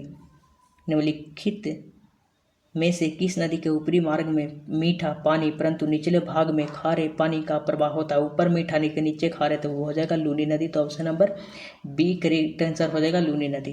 तिब्बत से निकलने वाली वह कौन सी नदी है जो अरुणाचल प्रदेश से होकर भारत में प्रवेश करती है? जो तिब्बत से निकलती है लेकिन अरुणाचल प्रदेश में होकर भारत से प्रवेश करती है, तो ब्रह्मपुत्रा हो जाएगा। तो option number C correct answer है। उसके बाद देखिए अगला प्रश्न है, निम्नलिखित में से कौन सी नदी ब्रह्मपुत्र नदी की सहायक नदी है? निम्नलिखित में से कौन सी जो वो नदी है जो ब्रह्मपुत्र नदी की सहायक नदी है? तो ब्रह्मपुत्र की सहायक नदी कौन सा हो जाएगा? की सहायक नदी नहीं है, सहायक नदी नहीं है ब्रह्मपुत्र की। कौन सी नदी है जो ब्रह्मपुत्र की सहायक नदी नहीं है? तो हमारा करेक्ट आंसर हो जाएगा महानदी है, जो महानंदा नदी है जो ब्रह्मपुत्र की सहायक नदी नहीं है। मानस नदी ब्रह्मपुत्र की सहायक नदी है। कामेंग नदी ब्रह्मपुत्र की सहायक नदी है। सुमनगिरी नदी ब्रह्मपुत्र की सहायक नदियां हैं। ब्यास नदी जो हिमाचल और पंजाब से होकर बहती है किस नदी से मिलती है? ब्यास नदी जो हिमाचल और पंजाब से होकर बहती है किस नदी से मिलती है? तो इसके बारे में बताना है। ब्यास नदी किस में जाकर मिल जाती है? इसके बारे में बताना है। तो सतलज नदी में मिल जाती है, इसका मतलब कि सतलज की सहायक नदी बन गई। कोई भी छोटी नदी या बड़ी नदियाँ में जाकर मिलती है तो उसकी सहायक नदी वो बन जाती है। सतलज नदी किस दर्रे से होकर भारत में प्रवेश करती है? जो सतलज नदी है वो किस दर्रे से होकर भारत में प्रवेश करती है? तो सिक्किला दर्रे से। तो option number B correct answer हो जाएगा। और हमने दर्रे का क्लास देख लिया, तो आप दर्रे का क्लास जरूर जाके देखें। बहुत ही छोटा 9 मिनट का वीडियो है, उसमें पूरा दर्रा आपको खत्म हो जाएगा, उससे बाहर एक भी क्वेश्चन नहीं आएगा। पूर्वोत्तर भारत से निकलने वाली सबसे लंबी नदी सुरमा निम्नलिखित में से किस देश में बहती है? तो सुरमा नदी किस देश में बहती है? तो ये म्यांमार में बहती है। तो option number B correct answer हो जाएगा, म्यांमार। तापी नदी निम्नलिखित में से किस राज्य में प्रवाहित नहीं होती है? तापी नदी निम्नलिखित में से किस राज्य में प्रवाहित नहीं होती है? तो वो राजस्थान में तापी नदी नहीं बहती है। तो option number C correct answer हो जाएगा। निम्नलिखित में से कौन सी नदी पश्चिम में बहने वाली नदी है? कौन सी नदी है जो पश्चिम में बहती है? तो हमारा करेक्ट आंसर हो जाएगा बैतरणी नदी। तो option number A correct answer है। बेतवा नदी निकलती है, बेतवा नदी कहाँ से निकलती है? तो बेतवा नदी निकलती है कहाँ से? हिमाचल विंध्य पहाड़ी से निकलती है। तो option number C correct answer हो जाएगा, विंध्य पहाड़ी। निम्नलिखित में से कौन सी नदी में कौन कर्क रेखा 2 बार काटना, मतलब कौन सी नदी है भारत की, कौन सी नदी है जो कर्क रेखा को 2 बार काटती है? तो वो माही नदी हो जाएगा। तो ऑप्शन नंबर यमुना नदी की निम्नलिखित सहायक नदियों पर विचार कीजिए और उन्हें पश्चिम से पूर्व के क्रम में व्यवस्थित कीजिए। तो सिंध बेतवा केन ऐसे पढ़ते हैं, सिंध बेतवा केन। तो पहले 3, उसके बाद 2, उसके बाद 1 होना चाहिए। तो यहाँ मतलब तीनों हमको क्रम में चाहिए, तो तीनों क्रम में चाहिए तो कौन पे है? 3 3 3 1 2, 3 1 2, 3 2 1 नहीं, 2 3 1 नहीं, 1 2 3 नहीं। तो हमारा करेक्ट आंसर हो जाएगा ऑप्शन नंबर ए। सुमिलित कीजिए सहायक नदियाँ और नदियाँ। तो बेतवा किसकी सहायक नदी है? तो बेतवा जाकर मिलती है यमुना की, तो यमुना की सहायक नदी बन गई बेतवा। मतलब ए का होना चाहिए हमारा 2। तो ए का 2 देखिए इसमें नहीं है, इसमें नहीं है, इसमें भी नहीं है। तो option number B correct answer हो जाएगा। पहले आपको जो आता है पहले उसको बनाइए, उसके बाद आप ऑप्शन में जाइए, उसके बाद आंसर सही मारिए, आपका एग्जाम क्लियर भी हो जाएगा। उसके बाद देखते हैं अगला सवाल, निम्नलिखित में से कौन सी नदी घाटी क्षेत्रफल की दृष्टि से सबसे बड़ी है? तो कौन सी नदी घाटी है जो क्षेत्रफल की दृष्टि से सबसे बड़ी है? तो महानदी। तो option number C correct answer हो जाएगा। निम्न में से कौन सा विशेष लक्षण नर्मदा नदी के लिए उपयुक्त है? कौन सा विशेष लक्षण है जो नर्मदा नदी के लिए उपयुक्त है? तो संरचनात्मक मूल। तो option number C, option number D correct answer हो जाएगा। निम्नलिखित में से कौन सा भारत का मुख्य नदी बेसिन नहीं है? निम्नलिखित में से कौन जो भारत का मुख्य नदी बेसिन नहीं है? तो हमारा करेक्ट आंसर हो जाएगा साबरमती। तो option number D correct answer है। दक्षिण भारत की गंडी कोटा घाटी निम्नलिखित नदियों में से किस एक से निर्मित हुई थी? किस एक से निर्मित हुई है? तो इसके बारे में बताना है। तो पेनार हो जाएगा, ऑप्शन नंबर सी पेनार। आगे देखिए, सिंधु नदी निम्नलिखित में से कौन सी नदी सहायक नदी भाखड़ा नांगल परियोजना की नहर प्रणाली पानी की आपूर्ति करता है? सबसे इजी क्वेश्चन, भाखड़ा नांगल परियोजना किस नदी पर है? सब जानता है, सतलज नदी। मार दीजिए ऑप्शन नंबर बी। उसके बाद देख लेते हैं, 2 क्वेश्चन और बच गया है। जब नदियां सभी दिशाओं में अपना पानी किसी झील अथवा गर्त से प्रवाहित करती है तो उस पैटर्न को क्या कहा जाता है? तो उस पैटर्न को क्या कहा जाता है, इसको बारे में बताना है। तो हमारा करेक्ट आंसर हो जाएगा, उस पैटर्न को अभिकेंद्री कहा जाता है। झेलम नदी तथा नदी भू आकृतियों के बारे में निम्नलिखित कथनों में से कौन सही है? तो बताना है कि झेलम नदी और नदी भू आकृतियों के निम्नलिखित कथनों में से कौन सही है। इसमें आपका कथन और निष्कर्ष का क्वेश्चन भी हो गया है। तो ये आपको हर तरह से आपको प्रिपेयर कर देगा, इससे बाहर आपके एग्जाम में क्वेश्चन नहीं आएंगे। झेलम कश्मीर घाटी, झेलम कश्मीर घाटी में युवावस्था में बहती है। जी हाँ, ये बिल्कुल सही है। उसके बाद देखिए, ये कश्मीर घाटी में मियान्डर बनाती है। यस, मियान्डर नदी भू आकृतियों नदी की युवावस्था बनने वाली एक संरचना। गलत। मियान्डर एक संरचना है जो नदी की प्रौढ़ अवस्था में, परिपक्व अवस्था में बनती है। यस, मतलब जब बूढ़ा हो जाता है तब। यहाँ तो युवावस्था बोल रहा था, इसी गलत हो जाएगा। तो हमारा करेक्ट आंसर हो जाएगा 1, 2 और 4। Option number D correct answer है। आर्यों ने भारत में किस दर्रे से होकर प्रवेश किया था? आर्यों ने भारत में किस दर्रे से होकर प्रवेश किया था? तो वो खैबर दर्रा था। तो ऑप्शन नंबर 1 करेक्ट आंसर हो जाएगा खैबर दर्रा। हिमाचल प्रदेश में स्थित दर्रा है। हिमाचल प्रदेश में कौन सा दर्रा है जो स्थित है? तो हमारा आंसर हो जाएगा सिपकीला दर्रा। तो ऑप्शन नंबर 1 करेक्ट। जो जिला दर्रा लद्दाख में है, नाथुला दर्रा और जेलेपला दर्रा, ये दोनों आपका सिक्किम में है। जवाहर सुरंग नाम किस प्राकृतिक पर्वतीय दर्रे को दिया गया है? जवाहर सुरंग जो नाम है किस प्राकृतिक पर्वतीय दर्रे को दिया गया है? तो बनिहाल दर्रा हो जाएगा, उसको जवाहर सुरंग का नाम दिया गया। तो option number C correct answer हो जाएगा बनिहाल दर्रा। निम्नलिखित में से कौन सा दर्रा पश्चिमी घाट पर्वतमाला में स्थित नहीं है? निम्नलिखित में से कौन सा ऐसा दर्रा है जो पश्चिमी घाट पर्वतमाला में स्थित नहीं है? तो हमारा करेक्ट आंसर हो जाएगा पिपली घाट। तो ऑप्शन डी करेक्ट आंसर हो जाएगा पिपली घाट। पिपली घाट दर्रा किस पर्वतीय भाग में स्थित है? तो जो पिपली घाट दर्रा है वो किस पर्वतीय भाग में स्थित है? तो हमारा करेक्ट आंसर हो जाएगा अरावली पर्वतीय भाग में स्थित है। तो option number D correct answer हो जाएगा अरावली। जो जिला दर्रा जोड़ता है, जो जिला दर्रा किसको जोड़ता है? तो श्रीनगर को लेह से जोड़ता है। तो ऑप्शन नंबर 1 करेक्ट आंसर हो जाएगा श्रीनगर और लेह। पाल घाट दर्रा निम्नलिखित में से किन दो राज्यों को जोड़ता है? पाल घाट दर्रा है जो निम्नलिखित किन दो राज्यों को जोड़ता है, ये आपको बताना है। तो हमारा करेक्ट आंसर हो जाएगा केरल और तमिलनाडु को जोड़ता है। तो ऑप्शन नंबर 1 करेक्ट आंसर है केरल और तमिलनाडु। उसके बाद देखिए हमारा अगला, तुजू दर्रा भारत के किस देश से जोड़ता है? तुजू दर्रा जो है भारत को किस देश से जोड़ता है? तो म्यांमार से जोड़ता है। तो option number B correct answer हो जाएगा म्यांमार। नाथुला दर्रा किस राज्य में स्थित है? तो हमने पीछे ही बताया कि नाथुला जो दर्रा है जो आपका स्थित है सिक्किम में। तो option number C correct answer हो जाएगा सिक्किम। बोमडिला दर्रा भारत के किस राज्य में स्थित है? तो बोमडिला दर्रा है जो भारत के किस राज्य में स्थित है? तो अरुणाचल प्रदेश में स्थित है। तो option number D correct answer हो जाएगा अरुणाचल प्रदेश। जोजिला दर्रा किस राज्य केंद्र शासित प्रदेश में स्थित है? तो जो जोजिला दर्रा है वो हमारा स्थित है जम्मू कश्मीर में। तो option number B correct answer हो जाएगा जम्मू कश्मीर। आगे देखिए, निम्नलिखित में से कौन सा दर्रा सिक्किम राज्य में स्थित है? तो सिक्किम राज्य में दो दर्रा स्थित है, नाथुला और जेलेपला। तो option number B correct answer हो जाएगा नाथुला और जेलेपला दर्रा सिक्किम में स्थित है। जम्मू कश्मीर से श्रीनगर का मार्ग किस दर्रे से होकर गुजरता है? जम्मू कश्मीर से श्रीनगर का जो मार्ग है वो किस दर्रे से होकर गुजरता है? तो बनिहाल दर्रे से होकर गुजरता है। तो option number C correct answer हो जाएगा बनिहाल दर्रा।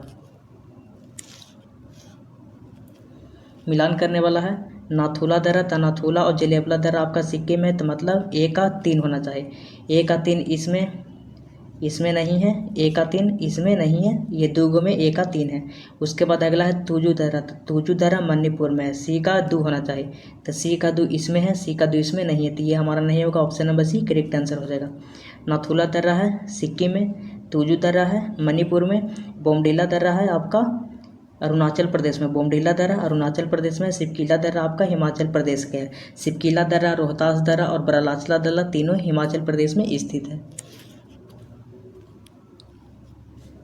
उस दर्रे का नाम बताएं जिसे उत्तराखंड में तीर्थ यात्रियों द्वारा कैलाश मानसरोवर यात्रा के लिए प्रयोग किया जाता है। उस दर्रे का नाम क्या है, ये आपको बताना है, जो उत्तराखंड में है। तो देखिए बनिहाल दर्रा ये आपका हिमाचल प्रदेश में है, खारदुला दर्रा ये आपका लद्दाख वाला एरिया में पड़ता है। तो हमारा करेक्ट आंसर हो जाएगा ये लिपुलेख दर्रा उत्तराखंड में। तो option number D correct answer हो जाएगा लिपुलेख दर्रा। निम्नलिखित में से कौन सुमेलित नहीं है? तो लिपुलेख दर्रा उत्तराखंड में है, हाँ ये सही है। नाथुला दर्रा ये गलत है, नाथुला और जेलेपला दर्रा सिक्किम में है, तो ये हमारा मतलब सुमेलित नहीं है, तो option number B correct answer हो जाएगा। रोहतास दर्रा है हिमाचल प्रदेश में, ये सही है। पालघाट दर्रा केरल और तमिलनाडु को जोड़ता है, तो ये भी करेक्ट है। तो मतलब कौन सही नहीं है, तो नाथुला सिक्किम में है। टौगुप दर्रा भारत के किस देश के साथ जोड़ने वाला पर्वतीय दर्रा है? टौगुप दर्रा भारत को किस देश के साथ जोड़ने वाला पर्वतीय दर्रा है? तो ये म्यांमार को जोड़ता है, तो option number D correct answer हो जाएगा, म्यांमार। खैबर दर्रा कहाँ है? जो खैबर दर्रा है वो कहाँ है? तो ये है खैबर दर्रा जो है वो पाकिस्तान में आपका स्थित है, तो option number D correct answer हो जाएगा, पाकिस्तान। पालघाट निम्नलिखित में से किन के मध्य स्थित है? तो पालघाट किसके मध्य स्थित है ये आपको बताना है। तो पालघाट किसके मध्य स्थित है? तो नीलगिरी और अन्नामलाई पहाड़ियों के बीच स्थित है पालघाट दर्रा, तो option number B correct answer हो जाएगा, नीलगिरी और अन्नामलाई पहाड़ियाँ। निम्नलिखित में से कौन सा दर्रा हिमाचल प्रदेश में स्थित? उसके बाद देखिए निम्नलिखित दर्रों में से किस से होकर लेह जाने का रास्ता है? तो किससे होकर लेह जाने का रास्ता है? तो हमारा करेक्ट आंसर हो जाएगा यहाँ पे जोजिला, तो ऑप्शन नंबर एक करेक्ट आंसर हो जाएगा जोजिला। हिमाचल प्रदेश में एक बड़ा आकर्षक स्थल है, तो हिमाचल प्रदेश में एक बड़ा आकर्षक स्थल है तो रोहतास दर्रा है जो आपका हिमाचल प्रदेश में, तो option number B correct answer हो जाएगा। उसके बाद आज का लास्ट क्वेश्चन देखिएगा, जो चैनल पर नए हैं तो चैनल को जरूर सब्सक्राइब कर लीजिएगा। निम्नलिखित युग्मों में से कौन सा युग में पहाड़ी दर्रे के संदर्भ में सही है, मतलब कौन सा है जिसका मिलान सही है? तो पहला है रोहतास दर्रा सिक्किम में नहीं है, कहाँ है? तो अरुणाचल प्रदेश में है, न अरुणाचल प्रदेश में नहीं, हिमाचल प्रदेश में है। रोहतास दर्रा कहाँ है? तो ये आपका हिमाचल प्रदेश में स्थित है, सिक्किम में नहीं होकर हिमाचल प्रदेश करेक्ट आंसर हो जाएगा। उसके बाद लेपुलेख दर्रा उत्तराखंड में है, हाँ ये सही है, ये हमारा आंसर हो जाएगा। बोमडीला दर्रा हिमाचल प्रदेश में है, नहीं। भावरा लाचला दर्रा है हिमाचल प्रदेश में, तो ये भी गलत है। उसके बाद नाथुला दर्रा नाक जल गया, तो ये आपका ये अरुणाचल प्रदेश में नहीं है, ये सिक्किम में आपका है, तो हमारा करेक्ट आंसर कौन हो जाएगा? बी हो जाएगा, लिपुलेख दर्रा उत्तराखंड में। तो अगर जो भारत की सर्वोच्च पर्वत श्रेणी कौन सी है? तो भारत की सर्वोच्च पर्वत श्रेणी गॉडविन ऑस्टिन है, तो ऑप्शन नंबर एक करेक्ट हो जाएगा, गॉडविन ऑस्टिन। भारत में हिमालय की सर्वोच्च पर्वत चोटी है, तो भारत में हिमालय की सर्वोच्च पर्वत चोटी है तो वो है हमारा कंचनजंगा, तो option number C correct answer हो जाएगा, कंचनजंगा। उसके बाद देखिए भारत की कौन सी पर्वत श्रेणी नवीनतम है, मतलब भारत की जो कौन सी पर्वत श्रेणी है जो बहुत ज़्यादा नया है, तो हमारा करेक्ट आंसर हो जाएगा हिमालय, तो option number C correct answer है, हिमालय हमारा करेक्ट आंसर हो जाएगा। निम्नलिखित में से कौन भारत का सर्वोच्च पर्वत शिखर है, मतलब भारत का सबसे सर्वोच्च पर्वत शिखर कौन है? तो हमारा करेक्ट आंसर हो जाएगा, तो option number D Kanchenjunga Bharat का सर्वोच्च शिखर है, जो कहाँ है? सिक्किम में स्थित है। उसके बाद अगला प्रश्न है, निम्नलिखित में से कौन सी हिमालय की पर्वत चोटी असम राज्य में है? इनमें से कौन सा जो हिमालय की पर्वत चोटी है जो असम राज्य में है? तो हमारा करेक्ट आंसर हो जाएगा नामचा बारवा, जो हिमाचल प्रदेश में, तो option number B correct answer हो जाएगा, नामचा बारवा। हिमालय की उत्पत्ति किस भूसन्नति से हुई है? तो हिमालय की जो उत्पत्ति है किस भूसन्नति से हुई है? तो हमारा करेक्ट आंसर हो जाएगा तेथिस सागर था यहाँ पे, तो उसकी भूसन्नति से हुई थी, तो ऑप्शन नंबर एक करेक्ट आंसर हो जाएगा तेथिस सागर। हिमालय का पाद प्रदेश निम्नलिखित में से किस नाम से जाना जाता है? पाद प्रदेश मतलब जो हिमालय का सबसे निचला हिस्सा है वो किस नाम से जाना जाता है? तो हमारा करेक्ट आंसर हो जाएगा शिवालिक, तो option number D correct answer है, शिवालिक के नाम से जाना जाता है। नंदा देवी चोटी किस राज्य केंद्र शासित प्रदेश में स्थित है? तो नंदा देवी जो चोटी है वो किस राज्य में? तो उत्तराखंड में स्थित है, तो option number C correct answer हो जाएगा, उत्तराखंड। उसके बाद देखिए हमारा अगला प्रश्न है, बद्रीनाथ अवस्थित है, जो बद्रीनाथ है वो किस हिमालय में अवस्थित है? ये क्वेश्चन आपसे पूछा गया था। अब बद्रीनाथ है जो कहाँ है? उत्तराखंड में, तो उत्तराखंड के एरिया को हम लोग कुमायूं हिमालय बोलते हैं, तो ऑप्शन नंबर एक करेक्ट आंसर हो जाएगा, कुमायूं हिमालय। सूची 1 को सूची 2 से सम्मिलित कीजिए तथा सूचियों के नीचे दिए गए कूट का प्रयोग सही उत्तर चुनिए। तो मिलाना है कि इसमें कौन सा पर्वत कहाँ है, मतलब कि यहाँ शिखर दिया हुआ है, यहाँ पर्वतों के नाम दिया है। तो देखिए पहला हम देख लेते हैं, जो आप जानते हैं पहले उसको बनाने का कोशिश करिएगा, जो पहले पता है आप उसको छाटिए। तो देखिए दोदा बेटा सब जानता है किसकी है? तो ये नीलगिरी की है। तो हमारा आंसर मतलब कि बी का क्या होना चाहिए? एक होना चाहिए, बी का एक। तो देखिए बी का एक इसमें नहीं है तो ये नहीं होगा, बी का एक इसमें नहीं है तो इसमें नहीं होगा, बी का एक इसमें है और इसमें है, तो मतलब ये दोनों की होने की संभावना। उसके बाद देखिए हमारा अगला है एगो अनाईमुडी किसकी सबसे ऊंची शिखर है? अन्नामलाई की है, तो मतलब ए का 4 होना चाहिए। तो ए का 4 इसमें है, ए का 4 इसमें है, ए का 4 देखिए आपका इसमें तो नहीं होगा, एक आचार इसमें नहीं है तो ये गलत हो जाएगा, एक आचार इसमें है तो करेक्ट आंसर हमारा सी हो जाएगा। तन्ना मुड़ी किसकी सर्वोच्च शिखर है? तन्नामलाई की है। दोदा बेटा किसकी है? तो नीलगिरी की है। गुरु शिखर किसकी है? तो गुरु शिखी। अरावली पर्वत की सबसे ऊंची चोटी है। अधूपगढ़ किसकी है? तो सतपुरा की सबसे ऊंची चोटी है। तो हमारा करेक्ट आंसर हो जाएगा।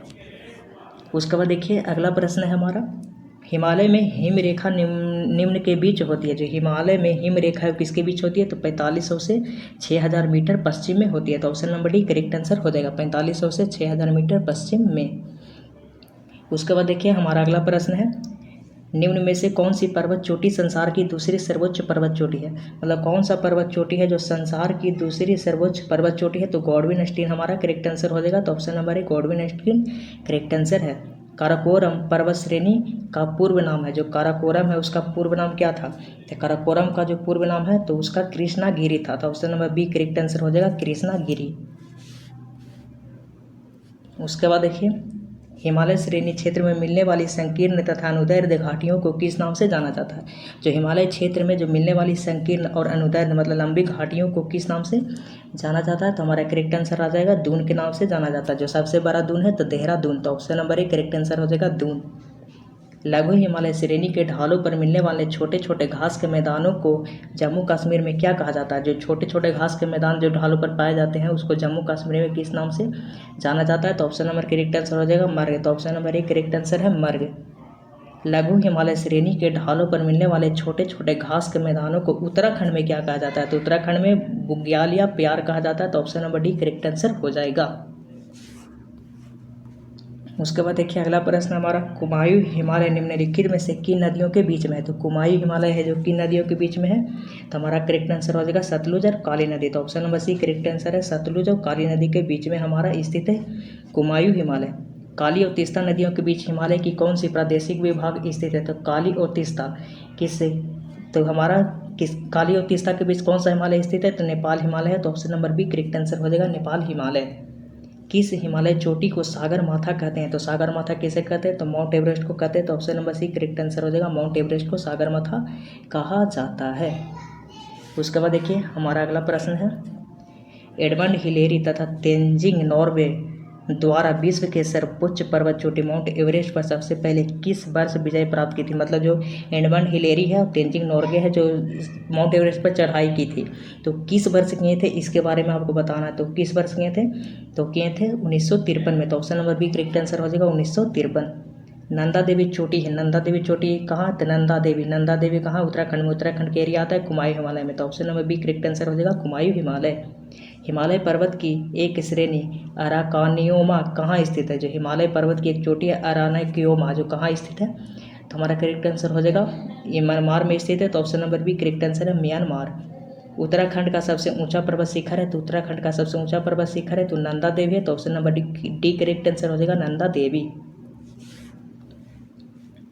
उसके बाद देखिए अगला प्रश्न हमारा, निम्नलिखित में से किस हिमालयी क्षेत्र को शिवालिक के नाम से जाना जाता है? तो शिवालिक के नाम से जाना जाता है सबसे नीचे वाला क्षेत्र को, मतलब हम लोग वाला जो भाग है उसका सबसे नीचे वाला क्षेत्र को, तो उसको जाना जाता है शिवालिक के नाम से। तो यहाँ पे ऑप्शन के हिसाब से कौन सा सही हो जाएगा? तो हमारा करेक्ट आंसर हो जाएगा बाह्य हिमालय। तो option number B correct answer है कि बाह्य हिमालय को शिवालिक के नाम से जाना जाता है।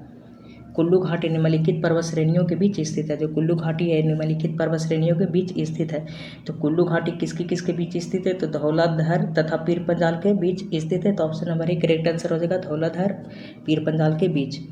जम्मू कश्मीर में स्थित निम्नलिखित पर्वत श्रेणियों का पूर्व से पश्चिम की ओर क्रम है। मतलब पूरब से पश्चिम की ओर जाना है, मतलब इधर से इधर की ओर जाना है। इस क्रम से हिसाब से कौन सा सही है तो इसके बारे में आपको बताना है, पूर्व से पश्चिम की ओर कौन सा क्रम सही है। यहाँ पे देखिए पूर्व से पश्चिम की ओर हो जाएगा हमारा करेक्ट आंसर। पहले देखिए पहले काराकोरम आता है, काराकोरम के बाद लद्दाख के बाद आएगा आपका जास्कर के बाद आएगा पीर पंजाल। तो हमारा करेक्ट आंसर हो जाएगा ऑप्शन नंबर सी। शिवालिक श्रेणी का निर्माण हुआ है, तो शिवालिक श्रेणी का कब निर्माण हुआ है? तो सीनोजोइक काल में हुआ था। तो option number D correct answer हो जाएगा, सीनोजोइक। याद कैसे करेगा? स से शिवालिक, स से सीनोजोइक। अगला प्रश्न देखिए, हिमालय का दूसरा सबसे ऊंचा पर्वत शिखर कंचनजंगा भारत के किस राज्य में स्थित है? तो कंचनजंगा है जो भारत के किस राज्य में स्थित है? तो कंचनजंगा सिक्किम में स्थित है। तो option number C correct answer हो जाएगा, सिक्किम। निम्नलिखित में से सबसे प्राचीन पर्वत श्रेणी कौन सी है? तो सबसे प्राचीन अरावली है, तो option number B correct answer हो जाएगा अरावली। भारत में निम्नलिखित में से कौन सी श्रेणी केवल एक राज्य में फैली है? कौन सी श्रेणी है जो केवल एक ही राज्य में फैला हुआ है? इसके बारे में आपको बताना है। तो कौन सा श्रेणी है जो केवल एक ही राज्य में फैला हुआ है? तो वो अजंता है, तो option number C correct answer हो जाएगा अजंता। भारत में सबसे प्राचीन बलित पर्वतमाला कौन सी है? सब बलित प्राचीन सबसे पूछ रहा था, प्राचीन में क्या हो जाएगा हमारा? तो हो जाएगा अरावली, तो option number C correct answer हो जाएगा अरावली। अगला प्रश्न देखिए, गुरु शिखर निम्नलिखित पर्वत श्रेणियों में से किसका सर्वोच्च शिखर है? तो गुरु शिखर जो है निम्नलिखित पर्वत श्रेणियों में से किसका सर्वोच्च शिखर है? तो किसका सर्वोच्च शिखर है? तो अरावली पर्वत का, तो ऑप्शन नंबर एक करेक्ट आंसर हो जाएगा अरावली पर्वत। पश्चिमी घाट क्या है? तो पश्चिमी घाट क्या है? तो हमारा करेक्ट आंसर हो जाएगा पश्चिमी घाट। पश्चिमी घाट क्या है? तो ये हमारा है एक भ्रंश कगार, तो option number C correct answer हो जाएगा एक भ्रंश कगार है पश्चिमी घाट। अगला प्रश्न देखिए, निम्नलिखित में से किस पर्वतमाला को सह्याद्री के नाम से जाना जाता है? तो सह्याद्री के नाम से जाना जाता है, तो पश्चिमी घाट को सह्याद्री के नाम से जाना जाता है, तो option number B correct answer हो जाएगा। प्रादीपीय भारत में उच्चतम पर्वत चोटी है, जो प्रादीपीय भारत है उसकी सबसे ऊंची पर्वत चोटी है, तो अनाईमुड़ी करेक्ट आंसर हो जाएगा, ऑप्शन नंबर ए अनाईमुड़ी। अगला प्रश्न देखिए, पूर्वी घाट और पश्चिमी घाट पर्वत श्रेणी कहाँ सम्मिलित होती है? मतलब जो पूर्वी घाट और पश्चिमी घाट पर्वत श्रेणी कहाँ मिल जाती है? तो ये मिलती है हमारा अन्नामलाई की पहाड़ी, नहीं, ये मिलेगी आपका नीलगिरी की पहाड़ी पर मिलेगी, तो option number B correct answer हो जाएगा नीलगिरी की पहाड़ी पर मिलती है पश्चिमी घाट और पूर्वी घाट। भारत के सबसे दक्षिण भाग में स्थित पहाड़ी निम्नलिखित में से कौन से? सबसे दक्षिण के बारे में बोल रहा है कि भारत की सबसे दक्षिण भाग में स्थित पहाड़ी निम्नलिखित में से कौन है? तो करेक्ट आंसर हमारा हो जाएगा कार्डेमम की पहाड़ियाँ है, तो option number B correct answer है कार्डेमम की पहाड़ियाँ। उसके बाद देखिए, पूर्वी घाट पर्वत श्रेणी का सर्वोच्च शिखर है, मतलब जो पूर्वी घाट है पर्वत श्रेणी उसका सबसे ऊंची चोटी क्या है? तो ये ऑप्शन के हिसाब से महेंद्रगिरी करेक्ट आंसर हो जाएगा, नहीं तो आप दूसरे हिस्से दो बड़े और हैं, तो यहाँ ऑप्शन के हिसाब से आपका महेंद्रगिरी करेक्ट आंसर हो जाएगा। उसके बाद देखिए, काडेम पहाड़ी कहाँ स्थित है? तो काडेम पहाड़ी आपका केरल में स्थित है, तो option number C correct answer हो जाएगा केरल। गिरनार पहाड़ियाँ कहाँ स्थित है? तो गिरनार पहाड़ी आपका गुजरात में स्थित है, तो option number B correct answer हो जाएगा गुजरात। भारत के किस राज्य में गारो खासी पर्वत श्रेणी स्थित है? तो गारो खासी जयंतिया कहाँ है? तो गारो खासी जयंतिया आपका मेघालय में है, गारो खासी जयंतिया मेघालय, गारो खासी जयंतिया मेघालय। दक्षिण भारत में सर्वोच्च पर्वत शिखर कौन सा है? तो दक्षिण भारत में सर्वोच्च पर्वत शिखर है अनाईमुड़ी, तो ऑप्शन नंबर एक करेक्ट आंसर हो जाएगा अनाईमुड़ी। उसके बाद देखिए, हमारा अगला प्रश्न है, निम्नलिखित पर विचार कीजिए, महादेव पहाड़ियाँ, सह्याद्री पर्वत और सतपुरा पर्वत। यहाँ पे एक दिमाग देखिए कि जब भी सह्याद्री आएगा, सह्याद्री बोलते हैं पश्चिमी घाट को, तो यह आएगा सतपुरा के बाद ही आएगा, तो सतपुरा के बाद आएगा, मतलब 3 के 2, option number C correct answer हो जाएगा। पहले महादेव की पहाड़ियाँ आता है, उसके बाद सह्याद्री पर्वत, उसके बाद आपका सतपुरा पर्वत आता है, उसके बाद सह्याद्री पर्वत आएगा, तो option number C correct answer हो जाएगा। छोटा नागपुर पठार की सबसे ऊँची पर्वत चोटी है, जो छोटा नागपुर का पठार है उसका सबसे ऊँची पर्वत चोटी है, तो पारसनाथ हो जाएगा, तो option number C correct answer है पारसनाथ। धूपगढ़ चोटी स्थित है, जो धूपगढ़ चोटी है वो स्थित है सतपुरा रेंज में स्थित है, तो option number B correct answer हो जाएगा सतपुरा रेंज की सबसे ऊंची चोटी है धूपगढ़।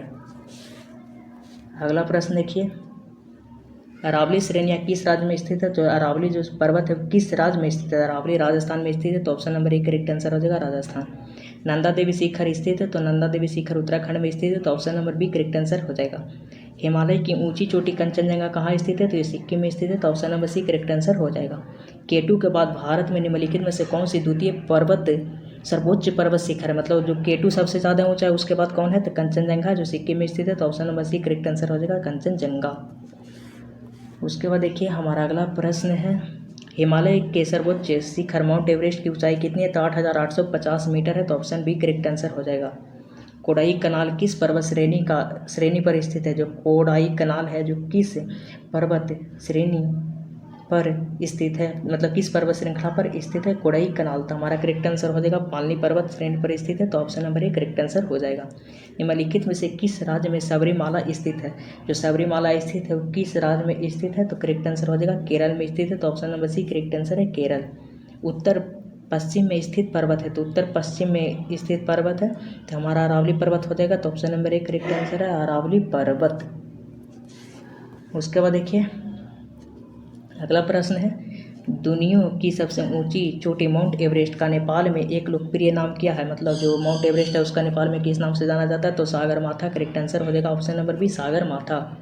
गुरु शिखर चोटी किस राज्य में स्थित है? तो गुरु शिखर चोटी राजस्थान में स्थित है, तो option number A correct answer हो जाएगा राजस्थान। सेवराई पहाड़ियाँ कहाँ स्थित है? तो सेवराई की पहाड़ियाँ तमिलनाडु में स्थित है, तो option number D correct answer हो जाएगा सेवराई की पहाड़ियाँ तमिलनाडु।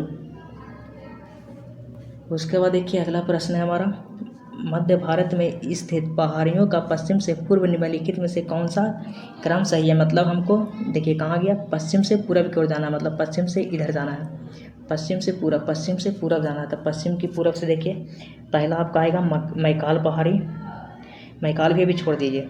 सबसे पहले आपका आएगा सतपुरा भी आप रहने दीजिए। छोटा नागपुर लास्ट में आना चाहिए, छोटा नागपुर लास्ट में आएगा, छोटा नागपुर के पहले आएगा आपका मैकाल।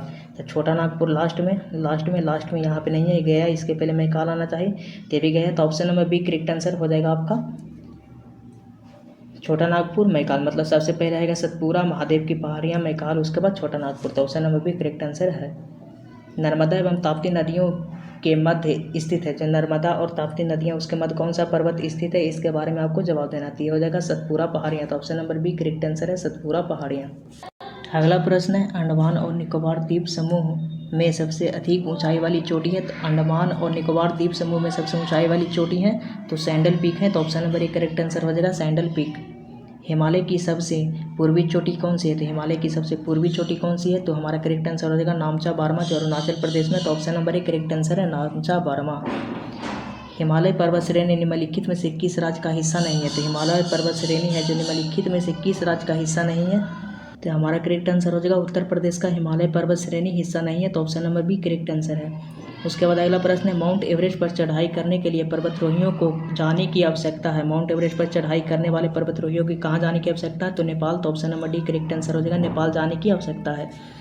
उसके बाद देखिए बहुत ही इंपॉर्टेंट क्वेश्चन है, कश्मीर घाटी स्थित है, तो कश्मीर घाटी जो स्थित है वो किसके किस बीच में स्थित है? हमारा करेक्ट आंसर हो जाएगा पीर पंजाल और हिमाद्री पर्वत श्रेणियों के मध्य स्थित है, तो option number B correct answer हो जाएगा। अगला प्रश्न है, सूची 1 को सूची 2 से मिलान कीजिए तथा सही उत्तर चुनिए। तो नीलगिरी की सबसे ऊंची चोटी दोदा बेटा, तो मतलब ए का 4 होना चाहिए, तो ए का 4 इसमें नहीं है, ए का 4 इसमें भी नहीं है, इसमें भी नहीं है, तो option number C correct answer हो जाएगा। इसलिए आपको एग्जाम में छांटना है।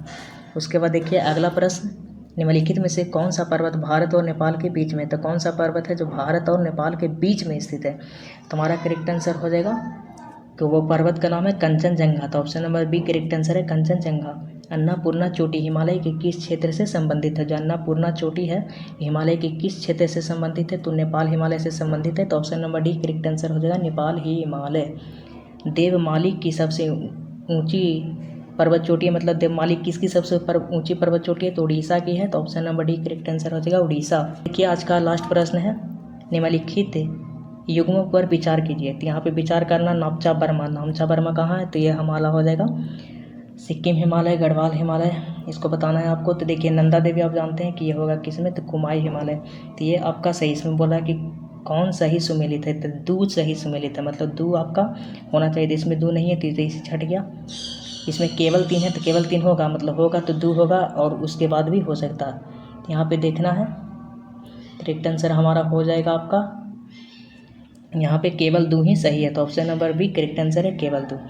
तो प्राचीन भारतीय भौगोलिक मान्यता के अनुसार भारतवर्ष किस द्वीप का अंग है? तो भारतवर्ष जो है किस द्वीप का अंग है? तो हमारा आंसर हो जाएगा जम्बू द्वीप, ऑप्शन बी करेक्ट आंसर है जम्बू द्वीप। सर्वप्रथम इंडिका शब्द का प्रयोग भारत के लिए किस भाषा में किया गया था? मतलब इंडिका जो शब्द है वो भारत के लिए किस भाषा में इसका प्रयोग सबसे पहले किया गया था? तो हमारा ऑप्शन नंबर करेक्ट हो जाएगा बी ग्रीक, करेक्ट आंसर हो जाएगा। अगला प्रश्न है, भारत की मुख्य भूमि की दक्षिणी सीमा है, जो भारत की मुख्य भूमि है उसकी दक्षिणी सीमा जो है वो कितना डिग्री और कितना मिनट के बीच है? तो करेक्ट आंसर हो जाएगा 8 डिग्री 4 मिनट उत्तरी अक्षांश। निम्नलिखित में से कौन सा देशांतर भारत की मानक मध्याह्न रेखा है? तो भारत की जो मानक मध्याह्न रेखा कौन सा देशांतर है? तो 82.5 डिग्री पूर्व, करेक्ट आंसर हो जाएगा, तो option number D correct answer है।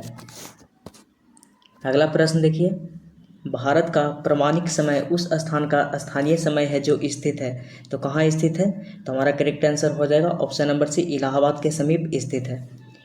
इंडियन स्टैंडर्ड टाइम और ग्रीनविच मीन टाइम में कितना अंतर है? तो इसमें 5.5 घंटा का अंतर है, तो option number C correct answer हो जाएगा 5.5 घंटा। भारत का ध्रुव दक्षिणी भारत की भूमध्य रेखा से कितनी दूरी है? तो आंसर हमारा करेक्ट हो जाएगा सी 876 किलोमीटर करेक्ट आंसर हो जाएगा। भारत की स्थलीय सीमा की लंबाई कितनी है? तो जो भारत की स्थलीय सीमा की लंबाई है तो हमारा 15,200 है, तो ऑप्शन नंबर करेक्ट डी हो जाएगा 15,200। अगला प्रश्न देखिए, द्वीपों सहित भारत के तट रेखीय की लंबाई कितना है? मतलब द्वीप को समेत मतलब सब कुछ लेकर भारत की जो तट रेखीय लंबाई है वो कितना है? तो 7516.5 किलोमीटर है, तो इसको भी आप याद रखिएगा, option number C correct answer हो जाएगा। अगला प्रश्न है, भारत की उत्तर से दक्षिण तक कितनी लंबाई है? तो उत्तर से दक्षिण तक जो भारत की लंबाई है वो हमारा करेक्ट आंसर हो जाएगा 3214 किलोमीटर। भारत की पूर्व से पश्चिम तक कितनी लंबाई है? तो भारत की जो पूर्व से पश्चिम तक लंबाई है वो हमारा करेक्ट आंसर हो जाएगा 2933 किलोमीटर, तो ऑप्शन नंबर ए करेक्ट है 2933 किलोमीटर। आगे देखिए, भारत की तट रेखा की लंबाई है, मतलब जो भारत की तट रेखा है उसकी लंबाई कितनी है? तो 6100 किलोमीटर हमारा करेक्ट आंसर हो जाएगा, ऑप्शन नंबर ए। भारत का क्षेत्रफल विश्व के कुल भौगोलिक क्षेत्रफल का कितना प्रतिशत है? तो जो भारत का क्षेत्रफल है वो पूरे विश्व के भौगोलिक से कितना है? तो हमारा करेक्ट आंसर हो जाएगा ऑप्शन नंबर बी 2.4%। अगला प्रश्न देखिए, भारत के कुल क्षेत्रफल का कितना प्रतिशत भाग पर्वतीय क्षेत्र के अंतर्गत आता है? तो कितना प्रतिशत भाग है जो पर्वतीय क्षेत्र के अंतर्गत आता है? तो हमारा करेक्ट आंसर हो जाएगा 10.7%। अगला प्रश्न देखिए, संपूर्ण भारत में कितने प्रतिशत भूभाग पर पर्वत और पहाड़ियों का विस्तार पाया जाता है? तो कितने प्रतिशत भाग पर पाया जाता है? तो हमारा करेक्ट आंसर हो जाएगा 29.3%। संपूर्ण भारत के कितने प्रतिशत भूभाग पर पठार का विस्तार है? तो कितने प्रतिशत जो भूभाग है उस पर पठार पाया जाता है? तो हमारा करेक्ट आंसर हो जाएगा 27.7%। संपूर्ण भारत के कितने प्रतिशत भूभाग पर मैदान का विस्तार है? तो मैदान टोटल कितने प्रतिशत पर है? तो 43.0 मतलब 43% पर पूरा मैदान पाया जाता है भारत में।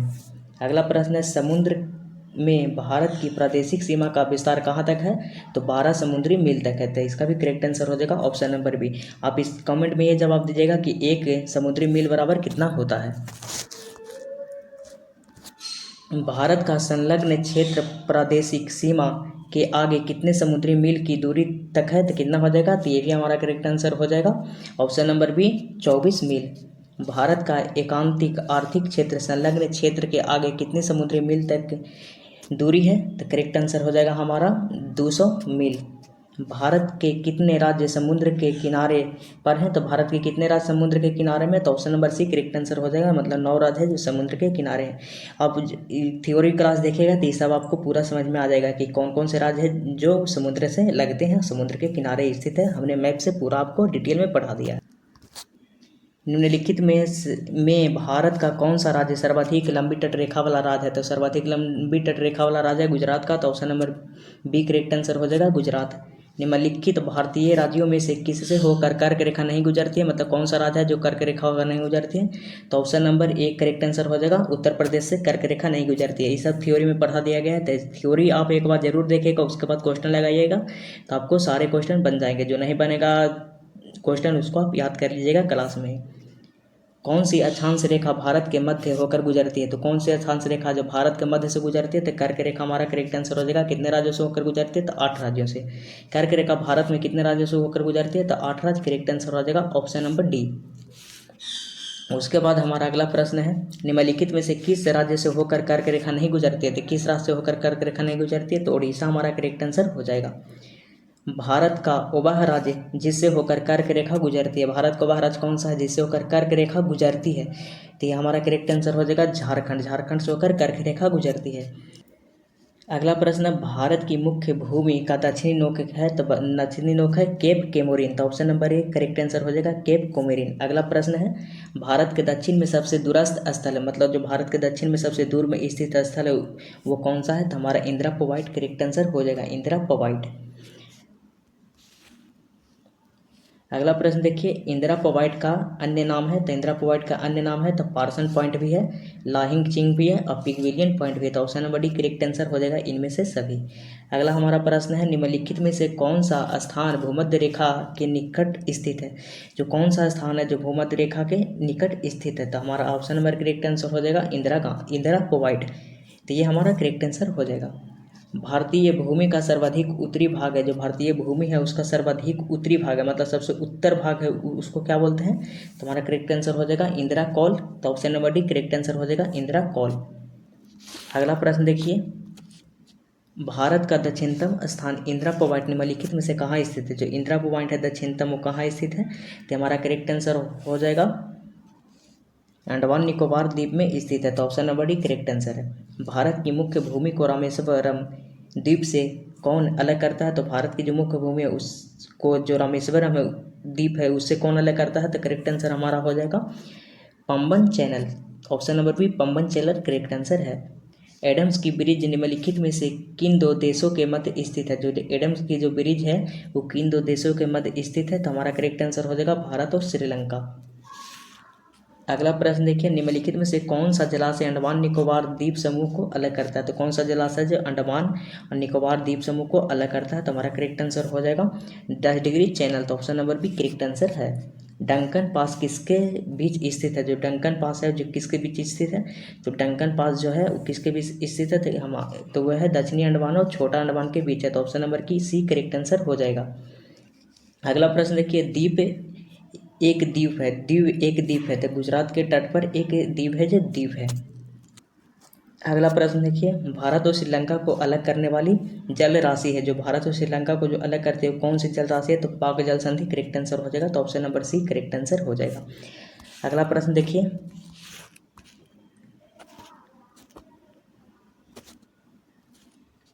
कौन से दो देशों को मैकमोहन विभक्त करते हैं। जो मैकमोहन रेखा कौन कौन देशों को अलग करती है, तो हमारा करेक्ट आंसर हो जाएगा मैकमोहन रेखा। तो चीन और भारत को अलग करते हैं, तो ऑप्शन नंबर करेक्ट आंसर हो जाएगा चीन और भारत। भारत और पाकिस्तान के बीच अंतर्राष्ट्रीय सीमा किसके द्वारा सीमांकित की गई है, तो किसके द्वारा की गई है, तो रेड क्लिफ रेखा हमारा करेक्ट आंसर हो जाएगा भारत और पाकिस्तान के बीच है। भारत के सुदूर पूर्व कौन सा देश भारत के साथ सर्वाधिक लंबी अंतर्राष्ट्रीय सीमा बनाता है। जो भारत के सुदूर पूर्व है जो पूरब में है वो कौन सा देश है जो भारत की अंतर्राष्ट्रीय सीमा बनाता है, तो म्यांमार हमारा करेक्ट आंसर हो जाएगा। तो 42 के भी करेक्ट आंसर है म्यांमार। अगला प्रश्न देखिए, भारत और चीन के बीच सीमा निर्धारित करने वाली मैकमोहन रेखा निम्नलिखित में से किस प्रदेश के उत्तरी सीमा पर खींची गई है। तो किस प्रदेश के उत्तरी सीमा पर खींची गई है, तो अरुणाचल प्रदेश करेक्ट आंसर हो जाएगा ऑप्शन नंबर डी।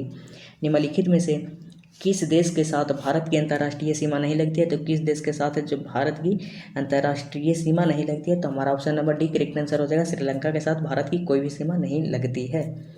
निम्नलिखित में से कौन सा देश भारतीय उपमहाद्वीप के अंतर्गत शामिल नहीं है। तो कौन सा देश है जो भारतीय उपमहाद्वीप में नहीं है, तो हमारा करेक्ट आंसर हो जाएगा, बताइए आप लोग कौन सा देश है जो उपमहाद्वीप में शामिल नहीं है, तो हमारा करेक्ट आंसर हो जाएगा श्रीलंका है जो भारत के उपमहाद्वीप में के अंतर्गत नहीं आता है। निम्नलिखित में से किस भारतीय राज्य की समुद्री तट सीमा सबसे छोटी है। तो किस राज्य की समुद्री तट सीमा सबसे छोटी है, तो गोवा करेक्ट आंसर हो जाएगा ऑप्शन नंबर ए गोवा। अगला प्रश्न है, भारत की सबसे लंबी अंतर्राष्ट्रीय सीमा किस देश के साथ है। जो भारत की अंतर्राष्ट्रीय सीमा है सबसे लंबी किस देश के साथ है, तो बांग्लादेश करेक्ट आंसर हो जाएगा। सबसे छोटी स्थलीय सीमा भारत की किस देश के साथ है। जो सबसे कम स्थलीय सीमा लगता है भारत का वो किस देश के साथ लगता है, तो हमारा ऑप्शन नंबर ए अफगानिस्तान करेक्ट आंसर हो जाएगा। अफगानिस्तान की सीमा है जो भारत के साथ बहुत कम लगती है जिसको पाक कब्जा कर लिया है। भारत को निम्नलिखित भौतिक प्रदेशों में विभाजित किया जा सकता है, मतलब भारत को कितने भौतिक प्रदेशों में विभाजित किया जा सकता है। तो देखिए यहाँ पे हिमालय, गंगा का मैदान, दक्षिण का पठार एवं राजस्थान का मैदान, तो ये नहीं है। पर्वतीय प्रदेश हिमाचल प्रदेश, नदी घाटी प्रदेश ये भी नहीं होगा। दक्षिणी पठार प्रदेश, सागर तटीय प्रदेश, द्वितीय सबसे पहले इसको, तो यहाँ पे देखिए उत्तरी पर्वतीय प्रदेश सही है, बृहद मैदान सही है, पर्वत भी है, मैदान भी है, दक्षिणी प्रायद्वीपीय पठार ये भी सही है और सागरीय तट, तो option number D correct answer हो जाएगा 49 का ऑप्शन नंबर डी। उसके बाद देखिए अगला प्रश्न है हमारा, भारत का कौन सा भू आकृतिक विभाग प्राचीनतम है। तो क्या है जो प्राचीनतम है, तो प्रादीपीय पठार, तो option number C correct answer हो जाएगा प्रादीपीय पठार। गारो खासी जयंती या पहाड़ी संरचना एवं उत्पत्ति की दृष्टि से निम्नलिखित में से किसका भाग है, तो जो गारो खासी जो जयंती है वो किसका भाग है, तो प्रादीपीय पठार का भाग है। निम्नलिखित में से कौन सा तट पश्चिमी तट का भाग नहीं है, निम्नलिखित में से जो कौन सा तट है जो पश्चिमी तट का भाग नहीं है, तो ऑप्शन नंबर डी कोरोमंडल तट हो जाएगा, ये पूर्वी तट का भाग है। उसके बाद देखिए अगला प्रश्न, भारत का पूर्व समुद्री तट किस नाम से जाना जाता है, जो भारत का पूर्वी समुद्री तट है वो किस नाम से जाना जाता है, तो कोरोमंडल तट के नाम से जाना जाता है, तो option number B correct answer हो जाएगा कोरोमंडल तट। कोंकण तट कहाँ से कहाँ तक विस्तृत है, जो कोंकण तट है वो कहाँ से कहाँ तक विस्तृत है, तो बताइए किसी को पता हो तो कोंकण तट कहाँ से कहाँ तक विस्तृत है, तो हमारा करेक्ट आंसर हो जाएगा option number C correct answer हो जाएगा गोवा से दमन तक। लक्ष्य द्वीप समूह के द्वीपों की उत्पत्ति निम्नलिखित में से किस प्रकार हुई है, जो लक्षद्वीप समूह के द्वीपों है उसकी उत्पत्ति किस प्रकार से हुई है, तो हमारा करेक्ट आंसर हो जाएगा प्रवाल उत्पत्ति से हुई है, तो option number C correct answer हो जाएगा 55 का सी करेक्ट आंसर हमारा है। उसके बाद देखिए अगला प्रश्न है, भारतीय क्षेत्र में स्थित दो ज्वालामुखी द्वीप है, तो कौन कौन है जो दो ज्वालामुखी द्वीप है, तो बैरन है और नारकोंडम है, हमारा करेक्ट आंसर हो जाएगा, तो option number C correct answer है। इसमें से जो बैरन है वो सक्रिय है, नारकोंडम है जो मरा हुआ है मतलब निष्क्रिय है। उसके बाद देखिए अगला प्रश्न है हमारा, न्यूमोर द्वीप कहाँ है, जो न्यूमोर द्वीप है वो कहाँ स्थित है, तो ऑप्शन नंबर सी हमारा बंगाल की खाड़ी में स्थित है न्यूमोर द्वीप। निम्नलिखित में से कौन सा एक द्वीप है, इनमें से कौन सा एक है जो द्वीप है, तो बताइए इनमें से कौन है जो एक द्वीप है, तो हमारा ऑप्शन नंबर करेक्ट आंसर हो जाएगा बी एक द्वीप है। स्वतंत्रता से पूर्व कौन सा भारतीय क्षेत्र काला पानी के नाम से जाना जाता था, तो कौन सा द्वीप है जो काला पानी के नाम से जाना जाता था, तो हमारा ऑप्शन नंबर करेक्ट आंसर हो जाएगा अंडमान निकोबार द्वीप समूह, तो ऑप्शन नंबर भी करेक्ट आंसर हो जाएगा। लक्षद्वीप समूह कहाँ स्थित है, तो लक्षद्वीप समूह अरब सागर में स्थित है, तो करेक्ट आंसर हो जाएगा अरब सागर। उसके बाद देखिए द्वीप स्थित है, तो द्वीप है जो कहाँ स्थित है, तो हमारा करेक्ट आंसर हो जाएगा खंभात की खाड़ी में स्थित है द्वीप। निम्नलिखित में से कौन सा द्वीप भारत और श्रीलंका के मध्य स्थित है, तो भारत और श्रीलंका के मध्य स्थित जो द्वीप है वो कौन सा द्वीप है, तो करेक्ट आंसर हमारा हो जाएगा रामेश्वरम, तो ऑप्शन नंबर डी सही हो जाएगा रामेश्वरम। लक्षद्वीप में कितने द्वीप समूह है, तो 36 द्वीप समूह है, तो option number C correct answer हो जाएगा लक्षद्वीप में 36 द्वीप समूह है। थार मरुस्थल कहाँ स्थित है, तो थार मरुस्थल राजस्थान में स्थित है, तो option number B correct answer हो जाएगा राजस्थान। आगे देखिए निम्नलिखित नहीं दक्षिणी गंगोत्री क्या है, तो जो दक्षिण गंगोत्री है वो क्या है, तो हमारा करेक्ट आंसर हो जाएगा अंटार्कटिका में स्थापित भारत का वैज्ञानिक अनुसंधान है, तो option number D correct answer हो जाएगा। वर्तमान में भारत के किस स्थान को सफ़ेद पानी के नाम से जाना जाता था, तो किस स्थान को सफ़ेद पानी के नाम से जाना जाता था, तो सियाचिन को जाना जाता, तो option number D correct answer हो जाएगा सियाचिन। हैदराबाद का जुर्बा नगर है, तो हैदराबाद का जुर्बा नगर क्या है, तो सिकंदराबाद है, तो option number B correct answer हो जाएगा सिकंदराबाद। उसके बाद प्रश्न है कोची का जुर्बा नगर है, तो कोची का जुर्बा नगर किसे बोलते हैं, तो ऑप्शन नंबर करेक्ट हमारा आंसर हो जाएगा एर्नाकुलम, एर्नाकुलम को कोची का जुर्बा नगर बोलते हैं। आगे देखिए लद्दाख राज्य का वह हिस्सा जिस पर चीन का अधिकार है क्या कहलाता है, जो लद्दाख का वह हिस्सा जिस पर चीन का अधिकार है तो अक्साई चीन कहलाता है, तो option number D correct answer हो जाएगा। भारत का एकमात्र शीत मरुस्थल है, तो भारत का एकमात्र है जो शीत मरुस्थल है तो कौन सा है, तो option number A correct answer हो जाएगा लद्दाख हमारा करेक्ट आंसर है भारत का शीत मरुस्थल। भारत का क्षेत्रफल कितना है, तो भारत का क्षेत्रफल कितना है, तो है 32,87,263 वर्ग किलोमीटर है, तो option number C correct answer हो जाएगा 32,87,263 वर्ग किलोमीटर। भारतीय उपमहाद्वीप मूलतः एक विशाल भूखंड का भाग है जिसे कहा जाता है, तो किसका भारत है जो किस उपमहाद्वीप का लैंड है, तो करेक्ट आंसर हो जाएगा गोंडवाना लैंड है, तो option number D correct answer है।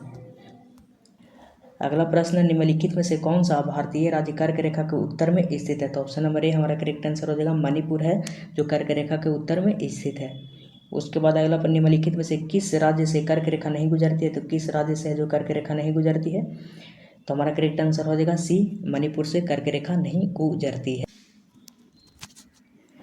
अगला प्रश्न है निम्नलिखित में से कौन सा कथन सत्य है, तो भारत पूर्णतः उत्तरी गोलार्ध में स्थित है, हाँ है ये करेक्ट आंसर है। भारत की आकृति चतुष्कोणीय है, हाँ ये भी सही है। उसके बाद क्षेत्रफल की दृष्टि से भारत विश्व का 7वां जनसंख्या वाला देश है, हाँ ये भी सही है। और उसके बाद देखिए उपयुक्त सभी कथन सत्य है, तो यहाँ पे सभी सत्य हो जाएगा। भारत है जो क्षेत्रफल की दृष्टि से 7वें नंबर पर है, जनसंख्या की दृष्टि के दूसरे नंबर पर, ये भी सत्य है, तो option number D correct answer हो जाएगा इनमें सभी। उसके बाद अगला प्रश्न देखिए, निम्नलिखित में से कौन सा कथन असत्य है, इनमें से कौन सा कथन है जो असत्य है, तो देखते हैं कौन सा कथन। भारत का क्षेत्रफल इतना भाग पर्वतीय नहीं, कितना भाग पर्वतीय था 10.7%।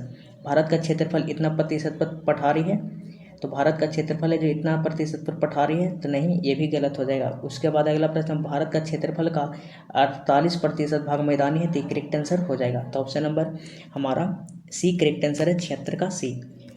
उसके बाद देखिए, भारत के उत्तर के मैदान से संबंधित निम्नलिखित में से कौन सा कथन असत्य है। उत्तर के मैदान के बारे में पूछ रहा है कि कौन सा कथन है जो असत्य है, मतलब हमको असत्य वाला चुनना है। तो उत्तर का विशाल मैदान गंगा, ब्रह्मपुत्र और सतलज नदियों का मैदान है, नहीं, गंगा ब्रह्मपुत्र सही, लेकिन सतलज यहाँ पे नहीं होगा, तो ऑप्शन नंबर 1 गलत है। उसके बाद देखिए, यह नवनिर्मित प्रदेश है, तो यह नवनिर्मित प्रदेश है, तो ये भी गलत है, नवनिर्मित प्रदेश नहीं है। उसके बाद देखिए, इस मैदान में मिट्टी का निक्षेपण 400 मीटर से 3000 मीटर की गहराई तक है, तो इतना ज़्यादा गहराई तक नहीं है, तो ये गलत है। उसके बाद देखिए, इस मैदान की मिट्टी चरनोजम प्रकार की है, तो ये करेक्ट आंसर हो जाएगा, तो option number C correct answer है कि मिट्टी चरनोजम प्रकार की है। उसके बाद अगला प्रश्न देखिए, भारत की भौगोलिक स्थिति के संबंध में निम्नलिखित में से कौन सा कथन सही है। तो भौगोलिक स्थिति के समय में कौन सा कथन सत्य है, तो विषुवत रेखा के उत्तर में हाँ है, ये करेक्ट आंसर है। उसके बाद देखिए, 8 डिग्री 4 मिनट से उत्तर से लेकर 37 डिग्री 6 मिनट उत्तरी अक्षांश के बीच स्थित है, हाँ, ये सब थ्योरी में पढ़ाया गया है। या इतना डिग्री 68 डिग्री 60 मिनट से लेकर पूरब से 97 डिग्री 25 मिनट पूरब देशांतर के बीच स्थित है, हाँ, ये भी सही है, तो option number D correct answer हो जाएगा इनमें सभी। किस भारतीय राज्य की सीमा सर्वाधिक राज्यों की सीमा से स्पर्श करती है, तो उत्तर प्रदेश, ये भी पढ़ा दिया गया थ्योरी में, 8 राज्यों के साथ इसकी सीमा लगती है। अगला प्रश्न है, उत्तर प्रदेश की सीमा कितने राज्यों और केंद्र शासित प्रदेशों के साथ लगती है, तो ऑप्शन नंबर हो जाएगा डी। यहाँ पे केंद्र शासित प्रदेश आ गया तो एक भाव बढ़ जाएगा, तो option number D correct answer हो जाएगा, कहा कि दिल्ली वो केंद्र शासित प्रदेश है, उसके साथ सीमा लगती है। सिर्फ राज्य पूछता तो 8 राज्य हो जाता, तो ये भी याद रखिएगा। अगला प्रश्न देखिए, भारत के कितने राज्य केंद्र शासित एवं केंद्र शासित प्रदेश है, मतलब भारत में कितना राज्य और कितना केंद्र शासित प्रदेश है, तो 28 राज्य 8 केंद्र शासित प्रदेश है, तो option number B correct answer हो जाएगा। न्यूमोर द्वीप किन दो देशों के मध्य विवाद का कारण है। जो न्यूमोर द्वीप है वो किन दो देशों के मध्य है, जो किसका कारण है, मतलब विवाद का कारण है, तो बताइए आंसर, किसी को पता होता। यहाँ पे ऑप्शन करेक्ट आंसर हो जाएगा, भारत और बांग्लादेश के बीच विवाद का कारण बना हुआ है। विश्व का 2.4% क्षेत्रफल में भारत विश्व की कितनी प्रतिशत जनसंख्या का पोषण करता है, तो 17.5%, option number C correct answer हो जाएगा। उसके बाद देखिए, अगला प्रश्न है, निम्नलिखित में से कौन सा कथन असत्य है। इनमें से कौन सा कथन है जो असत्य है, मतलब हमको असत्य का चुनना है। तो देखिए कौन सा कथन असत्य है। भारत के स्थलीय सीमा की लंबाई 15,002 से ऊपर आ गया है, हाँ है। भारत की मुख्य स्थलखंड की समुद्र की सीमा इतना है, हाँ, ये भी पीछे आया है। भारतीय के देशांतरीय विस्तार 68 डिग्री 7 मिनट से लेकर पूर्वी 97 डिग्री 25 मिनट पूर्वी देशांतर तक, हाँ, ये भी पीछे आया है, मतलब ये गलत हो जाएगा। जब 3 गो सही है तो एक अपने मन से गलती मार दे, उसको जांचने की जरूरत तो नहीं है, ताकि इनमें कोई ऑप्शन में नहीं दिया, इनमें कोई बात दिया होता तो चारों को जांचना जरूरी है। निम्नलिखित में से कौन सा कथन असत्य है, कौन सा कथन है जो असत्य है, जिसको देखना है कि कौन सा कथन असत्य है। तो भारत का दक्षिणी बिंदु पहले पॉइंट हाँ ऊपर आया है। भारत की कुल समुद्री सीमा 75 इतना से लगती है, हाँ, 75 116.5 किलोमीटर से लगती है। भारत का दक्षिणतम बिंदु 6 डिग्री 4 मिनट उत्तरी अक्षांश है, हाँ, ये भी सही है, तो मतलब option number C correct answer हो जाएगा। पाक जल संधि भारत और पाकिस्तान के बीच स्थित नहीं, भारत और पाकिस्तान के बीच नहीं है, भारत और श्रीलंका के बीच स्थित है, तो इसको भी याद रखिएगा। निम्नलिखित देशांतरों में से कौन सी रेखा भारत की प्रामाणिक यमनोत्तर रेखा है, तो कौन सा है, तो 82.5 डिग्री पूरब है, ये भी याद रखिएगा कि पूरब वाला हमारा करेक्ट आंसर हो जाएगा, तो 82.5 डिग्री पूरब की करेक्ट आंसर हमारा हो जाएगा। अगला प्रश्न है, देखिए, भारत अवस्थित है, जो भारत है जो अवस्थित है, इसमें से बताना है कि किसके किसके बीच अवस्थित है। तो 8 डिग्री 4 मिनट दक्षिण तो होगा नहीं। उसके बाद देखिए, 8 डिग्री 4 मिनट उत्तर से 37 डिग्री 6 मिनट दक्षिण, दक्षिण दक्षिण दक्षिण वाला नहीं होगा। उत्तर है तो उत्तर ही होगा, पूरब है तो पूरब ही होगा, ये बात याद रखिएगा। देखिए यहाँ पे उत्तर है, उत्तर दक्षिण है, दक्षिण दक्षिण वाला कभी नहीं होगा, उत्तर वाला होगा, तो ऑप्शन नंबर सी हमारा करेक्ट आंसर ऐसे हो जाएगा। तो इसको भी आप याद रखिएगा, एग्जामिनर कैसे पूछ लेगा आजकल कोई भरोसा नहीं है। भारत किस गोलार्ध में स्थित है? तो भारत है जो किस गोलार्ध में स्थित है? तो भारत है जो उत्तर और पूर्वी गोलार्ध में स्थित है। तो ऑप्शन नंबर 1 करेक्ट आंसर हो जाएगा उत्तर और पूर्वी गोलार्ध। जैसे यहाँ पे विषुवत रेखा है, यहाँ पे हम समझा देते हैं कि कैसे होता है। मानिए ये विषुवत रेखा है, तो विषुवत रेखा के ऊपर है तो ये उत्तर होता है, नीचे दक्षिण। तो भारत है जो यहाँ पे स्थित है, मानिए कि ऐसे है, तो भारत है जो यहाँ पे हमारा भारत स्थित है, तो ये हो जाएगा उत्तर पूर्वी गोलार्ध में भारत स्थित है। तो ऑप्शन नंबर 1 करेक्ट हमारा हो जाता है। अगला प्रश्न देखिए, निम्नलिखित में से वह राज्य क्षेत्र कौन सा है जिसकी सीमा मिजोरम से नहीं लगी हुई है? मिजोरम से किस राज्य का क्षेत्र है जो मतलब सीमा है जो मिजोरम से नहीं लगती है? तो हमारा करेक्ट आंसर हो जाएगा नागालैंड की सीमा मिजोरम से नहीं लगती है। निम्नलिखित में से वह क्षेत्र कौन सा है जिसकी सीमा अरुणाचल प्रदेश से नहीं लगती है? वह क्षेत्र कौन सा है जिसकी सीमा है जो अरुणाचल प्रदेश से नहीं लगती है? तो हमारा करेक्ट आंसर हो जाएगा ऑप्शन नंबर डी, मणिपुर की सीमा अरुणाचल प्रदेश से। अगला प्रश्न है, निम्नलिखित में से किस राज्य की सीमा से राजस्थान सटा हुआ नहीं है? तो हमारा करेक्ट आंसर हो जाएगा Maharashtra. Option number B correct answer है महाराष्ट्र। अगला प्रश्न देखिए, निम्नलिखित में से किस राज्य की सीमा मध्य प्रदेश की सीमा के साथ नहीं मिलती है? कौन सा राज्य है जिसकी सीमा मध्य प्रदेश के साथ नहीं मिलती है? तो ऑप्शन नंबर 1 करेक्ट आंसर हो जाएगा मध्य प्रदेश, उड़ीसा से मध्य प्रदेश की सीमा नहीं लगती है। निम्नलिखित में से कौन सा राज्य पहले नेफा के नाम से जाना जाता था? कौन सा राज्य था जिसको पहले नेफा के नाम से जाना जाता था? तो वह अरुणाचल प्रदेश था। तो option number C correct answer हो जाएगा अरुणाचल प्रदेश। पोर्ट ब्लेयर स्थित है, जो पोर्ट ब्लेयर है जो स्थित है किस अंडमान में स्थित है, ये यहाँ पे पूछा जा रहा है। हमारा करेक्ट आंसर हो जाएगा दक्षिणी अंडमान में स्थित है पोर्ट ब्लेयर। अगला प्रश्न देखिए, कौन सा भारतीय द्वीप बंगाल की खाड़ी में स्थित है? कौन सा भारतीय द्वीप है जो बंगाल की खाड़ी में स्थित है? तो अंडमान एवं निकोबार करेक्ट आंसर हो जाएगा। तो ऑप्शन नंबर बी।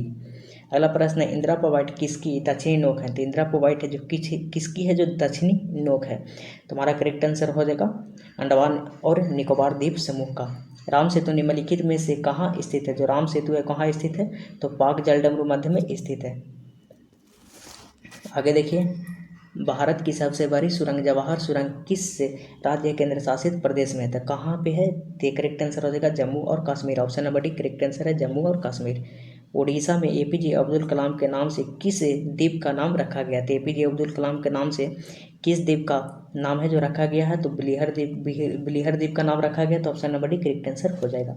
उसके बाद देखिए, सियाचिन है, तो भारत और पाकिस्तान के बीच रेगिस्तान सीमांत नहीं, गलत है। भारत और अफगानिस्तान के बीच सीमांत क्षेत्र, ये भी गलत है। भारत और म्यांमार के बीच सीमांत क्षेत्र, ये भी गलत है। भारत और पाकिस्तान के बीच हिमनद क्षेत्र, option number 1 D correct answer हो जाएगा। तो option number D correct answer हो जाएगा। उसके बाद अगला प्रश्न देखिए, सियाचिन ग्लेशियर क्षेत्र के ऊपर किन के मध्य झगड़ा है?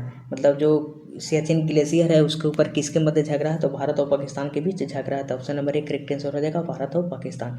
सियाचिन ग्लेशियर भारत के किस राज्य केंद्र शासित प्रदेश में स्थित है? तो हमारा करेक्ट आंसर हो जाएगा लद्दाख। तो option number C correct answer हो जाएगा लद्दाख। अगला प्रश्न देखिए, निम्नलिखित में से भारत की सुदूर दक्षिणी भौगोलिक इकाई कौन सी है? तो option number D correct answer हो जाएगा निकोबार द्वीप समूह। उसके बाद देखिए, किस आधुनिक भारतीय राज्य में कोंकण, मराठवाड़ा और विदर्भ के क्षेत्र स्थित है? तो किस राज्य में स्थित है? तो महाराष्ट्र में स्थित है। तो option number B correct answer हो जाएगा महाराष्ट्र। अगला प्रश्न देखिए, चैनल पर नए हैं तो सब्सक्राइब जरूर कर लें। भारत के निम्नलिखित राज्यों में से उन्हें पहचानिए जहाँ से कर्क रेखा गुजरती है और उन्हें पूर्व से पश्चिम के क्रम लगाएं। तो इसमें देखिए, पूरब से पश्चिम के क्रम में लगाने के लिए बोला है, मतलब उल्टा जाने के लिए बोला है। तो इसको पहचानना है, तो यहाँ पे देखिए बराबर ऑप्शन है, तो इसको आप थ्योरी का क्लास करेगा तो उसमें आपको ये पता चल जाएगा। हम डायरेक्ट आपको यहाँ पे आंसर बता देते हैं, कहा कि उतना समझाने का टाइम यहाँ पे नहीं है। तो आप थ्योरी वाला भी क्लास जरूर देखिएगा। तो ऑप्शन नंबर बी हमारा करेक्ट आंसर हो जाएगा। पटकाई की पहाड़ियाँ भारत को किससे अलग करती है? जो पटकाई की पहाड़ियाँ भारत को किससे अलग करती है? तो हमारा करेक्ट आंसर हो जाएगा ऑप्शन नंबर बी म्यांमार से अलग करती है। अगला प्रश्न देखिए, राज्य समूह जिनसे मणिपुर की सीमाएं नहीं लगती है, कौन सा राज्य समूह है जिससे मणिपुर की सीमाएं नहीं लगती है? तो हमारा करेक्ट आंसर हो जाएगा नागालैंड और असम और मिजोरम से मणिपुर की सीमा नहीं लगती। याद रखिएगा, नागालैंड, असम और मिजोरम। भारत और पाकिस्तान के बीच सीमा का निर्धारण किसने किया? तो रेड क्लिफ रेखा, मतलब कोई रेड क्लिफ नहीं किया होगा, लेकिन देखिए यहाँ पे रेड क्लिफ दो को पूछ दिया, तो ये तो होगा नहीं और ये तो होगा नहीं, मतलब यही दोनों में से कुछ होगा। तो किसने किया था? किसी को पता है तो जवाब भी दे सकते हैं। तो sir Cyril John Radcliffe ने किया था, तो option number B correct answer हो जाएगा। निम्नलिखित में से किस भारतीय राज्य की सीमाएं उत्तर, दक्षिण और पश्चिम में बांग्लादेश की सीमाओं को स्पर्श करती है? तो यहाँ पे करेक्ट आंसर हो जाएगा option number A correct answer हो जाएगा, क्योंकि त्रिपुरा है जो बांग्लादेश से तीनों ओर से घिरा हुआ है, तो इसीलिए option number A correct answer हो जाएगा। अगला प्रश्न देखिए, निम्नलिखित में से कौन सा भारतीय राज्य बांग्लादेश के साथ अपनी सीमा साझा नहीं करता? मतलब कौन सा राज्य है जिसकी सीमा बांग्लादेश के साथ नहीं लगती? तो त्रिपुरा तो तीनों ओर से है, तो इसकी तो लगेगी। उसके बाद देखिए असम की भी सीमा बांग्लादेश से लगती है। उसके बाद मणिपुर, उसके बाद मेघालय बचता है। करेक्ट कौन सा करेक्ट आंसर होगा? सब इसी में जाके कन्फ्यूज होते थे। मेघालय की सीमा नहीं लगती है, तो ऑप्शन नंबर हमारा डी करेक्ट आंसर हो जाएगा, मणिपुर। पाकिस्तान की सीमाओं से लगे भारतीय राज्य कौन कौन से हैं? जो पाकिस्तान की सीमाओं से लगने वाले भारतीय राज्य कौन कौन से हैं? तो यहाँ पे देखिए समझते हैं। गुजरात है, हाँ है, हरियाणा, हिमाचल प्रदेश, जम्मू कश्मीर। तो यहाँ पे हरियाणा की सीमा और हिमाचल प्रदेश की सीमा नहीं लगती है पाकिस्तान से, तो कभी सही होगा ही नहीं, तो ये गलत हमारा हो जाएगा। गुजरात, जम्मू कश्मीर की सीमा लगती है, पंजाब की सीमा भी लगती है, राजस्थान की सीमा लगती है, तो option number B correct answer हो जाएगा। आगे देखिए, अरब सागर में स्थित भारतीय द्वीपों की सर्वाधिक महत्वपूर्ण विशिष्टता क्या है? विशिष्टता है जो क्या है? तो करेक्ट आंसर हो जाएगा हमारा क्या होगा? तो वे सभी प्रवाल उद्गम है, मतलब प्रवाल भित्ति से सब बना हुआ है। भारत का पूर्वोत्तम स्थान निम्नलिखित में से किस राज्य में स्थित है? पूरब में है, तो पूरब में हो जाएगा अरुणाचल प्रदेश। भारत का सुदूर पूर्वी बिंदु है, जो पूर्वी बिंदु है उसको क्या नाम है? तो उसको किबीथू नाम है, तो option number D correct answer हो जाएगा, किबीथू। उसके बाद देखिए, भारत के किस भाग में बैरन ज्वालामुखी स्थित है? तो अंडमान द्वीप पर स्थित है बैरन ज्वालामुखी, ये सक्रिय ज्वालामुखी है भारत का एक। अगला प्रश्न देखिए, दिसंबर 2018 में हैवलॉक द्वीप का नया नाम किया गया। जो हैवलॉक द्वीप है उसका नया नाम क्या कर दिया गया है? करेक्ट आंसर हो जाएगा स्वराज द्वीप कर दिया गया है। निम्नलिखित में से कौन से भारतीय राज्य में प्रातः काल में सूर्य की किरणें सबसे पहले पहुंचती है? तो सबसे पहले देखिए, सूर्य पूरब में उगता है, तो पूरब वाला में सबसे पहले दिखेगा, तो हमारा अरुणाचल प्रदेश करेक्ट आंसर हो जाएगा, क्योंकि ये सबसे पूरब में है। क्षेत्रफल के क्रम में भारत के 3 बड़े राज्य हैं, तो क्षेत्रफल के क्रम में सबसे भारत के 3 बड़े राज्य हैं, तो पहले तो राजस्थान हो जाएगा। राजस्थान नहीं है, राजस्थान नहीं है, राजस्थान नहीं है, ऑप्शन नंबर 1 करेक्ट।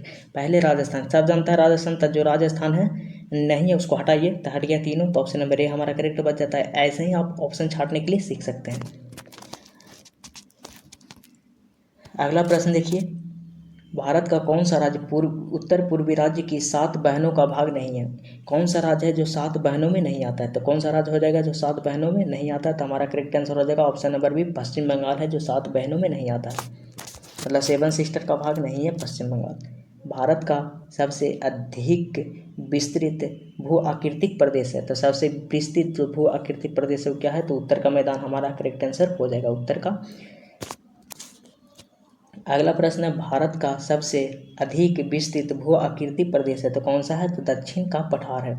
भारत किस राज्य की सीमा नेपाल, भूटान और चीन तीनों देशों से मिलती है? भारत की किस राज्य की सीमा है जो भूटान और चीन तीनों देशों से मिलती है? तो करेक्ट आंसर हमारा हो जाएगा, बताइए। नेपाल से भी लगना चाहिए, भूटान से भी लगना चाहिए और चीन से भी लगना चाहिए, तो हमारा करेक्ट आंसर हो जाएगा Sikkim, option number D correct answer है सिक्किम। उसके बाद देखिए, कौन सा महत्वपूर्ण अक्षांश भारत को 2 लगभग बराबर भागों में विभाजित करती है? तो कौन है जो भारत को 2 भागों में विभाजित करती है? तो कर्क रेखा। तो कर्क रेखा लेकिन बोलते हैं किसको, बताइए, कर्क रेखा किसको बोलेंगे? तो 23.5 डिग्री उत्तर, कर्क रेखा करेक्ट आंसर हो जाएगा ऑप्शन नंबर बी 122 के बी। अगला प्रश्न देखिए, भारत का सुदूर पश्चिमतम का बिंदु है, जो सुदूर है जो सबसे पश्चिम बिंदु है, तो करेक्ट आंसर क्या हो जाएगा, क्या होगा? बताइए बताइए बताइए, कौन सा करेक्ट आंसर हो जाएगा? देखिए, राजस्थान में कभी नहीं होगा, राजस्थान में कभी नहीं होगा, गुजरात में होगा, तो गुजरात में पश्चिम होगा या पूरब होगा, ये बताना है आपको, गुजरात में पश्चिम होगा या पूरब होता है। करेक्ट आंसर हो जाएगा 38 डिग्री 7 मिनट पूरब गुजरात में स्थित है। अरावली एवं मध्य विंध्य श्रृंखलाओं के मध्य कौन सा पठार स्थित है? तो कौन सा पठार स्थित है? बताइए बताइए, अरावली एवं विंध्य श्रृंखलाओं के मध्य कौन सा पठार स्थित है? तो मालवा का पठार स्थित है, तो ऑप्शन नंबर 1 करेक्ट आंसर हो जाएगा मालवा का पठार। भारत के पश्चिमतम बिंदु का नाम बताइए। जो भारत का सबसे पश्चिम बिंदु उसका नाम क्या है, तो गुहार मोता है, कहाँ, तो गुजरात में स्थित है। आंध्र प्रदेश की नई राजधानी है, तो आंध्र प्रदेश की नई राजधानी अमरावती है, तो ऑप्शन नंबर 1 करेक्ट आंसर हो जाएगा अमरावती। अगला प्रश्न देखिए, उत्तर भारत में उप हिमालय क्षेत्र के सहारे फैले समतल मैदान को क्या कहते हैं। तो समतल मैदान है उसको क्या कहते हैं बताइए, किसको पता हो तो करेक्ट आंसर हो जाएगा भाबर उसको कहते हैं, ऑप्शन नंबर डी भाबर। कोरी निवेशिका जिस पर स्थित है वह है, जो कोरी निवेशिका है जिस पे स्थित है उसको क्या बोलते हैं, ये यहाँ पे प्रश्न आपसे पूछ रहा था। करेक्ट आंसर हो जाएगा कच्छ का लिटिल लिटिल रन। भारत में कितने राज्य संघ शासित क्षेत्रों की दो सबसे अधिक अंतर्राष्ट्रीय सीमा है, मतलब कितने राज्य संघ शासित क्षेत्रों है जिससे दो अधिक अंतर्राष्ट्रीय सीमा है। तो हमारा करेक्ट आंसर हो जाएगा 4, करेक्ट आंसर है option number D. Patkai boom पहाड़ियाँ भारत के किस भाग में स्थित है, तो भारत के पूर्वी भाग में स्थित है, भारत और म्यांमार को अलग करती है, इसको भी आप याद रखिएगा। पश्चिमी घाट है, तो पश्चिमी घाट कहाँ है, तो पठारों की ढलान, पठार, पहाड़ी, पर्वत। पश्चिमी घाट क्या है, पठार होगा ना, पहाड़ी भी नहीं होगा, पर्वतों का ढलान ये भी नहीं होगा, तो ऑप्शन नंबर 1 करेक्ट आंसर हो जाएगा पर्वत, ऑप्शन नंबर 1 करेक्ट।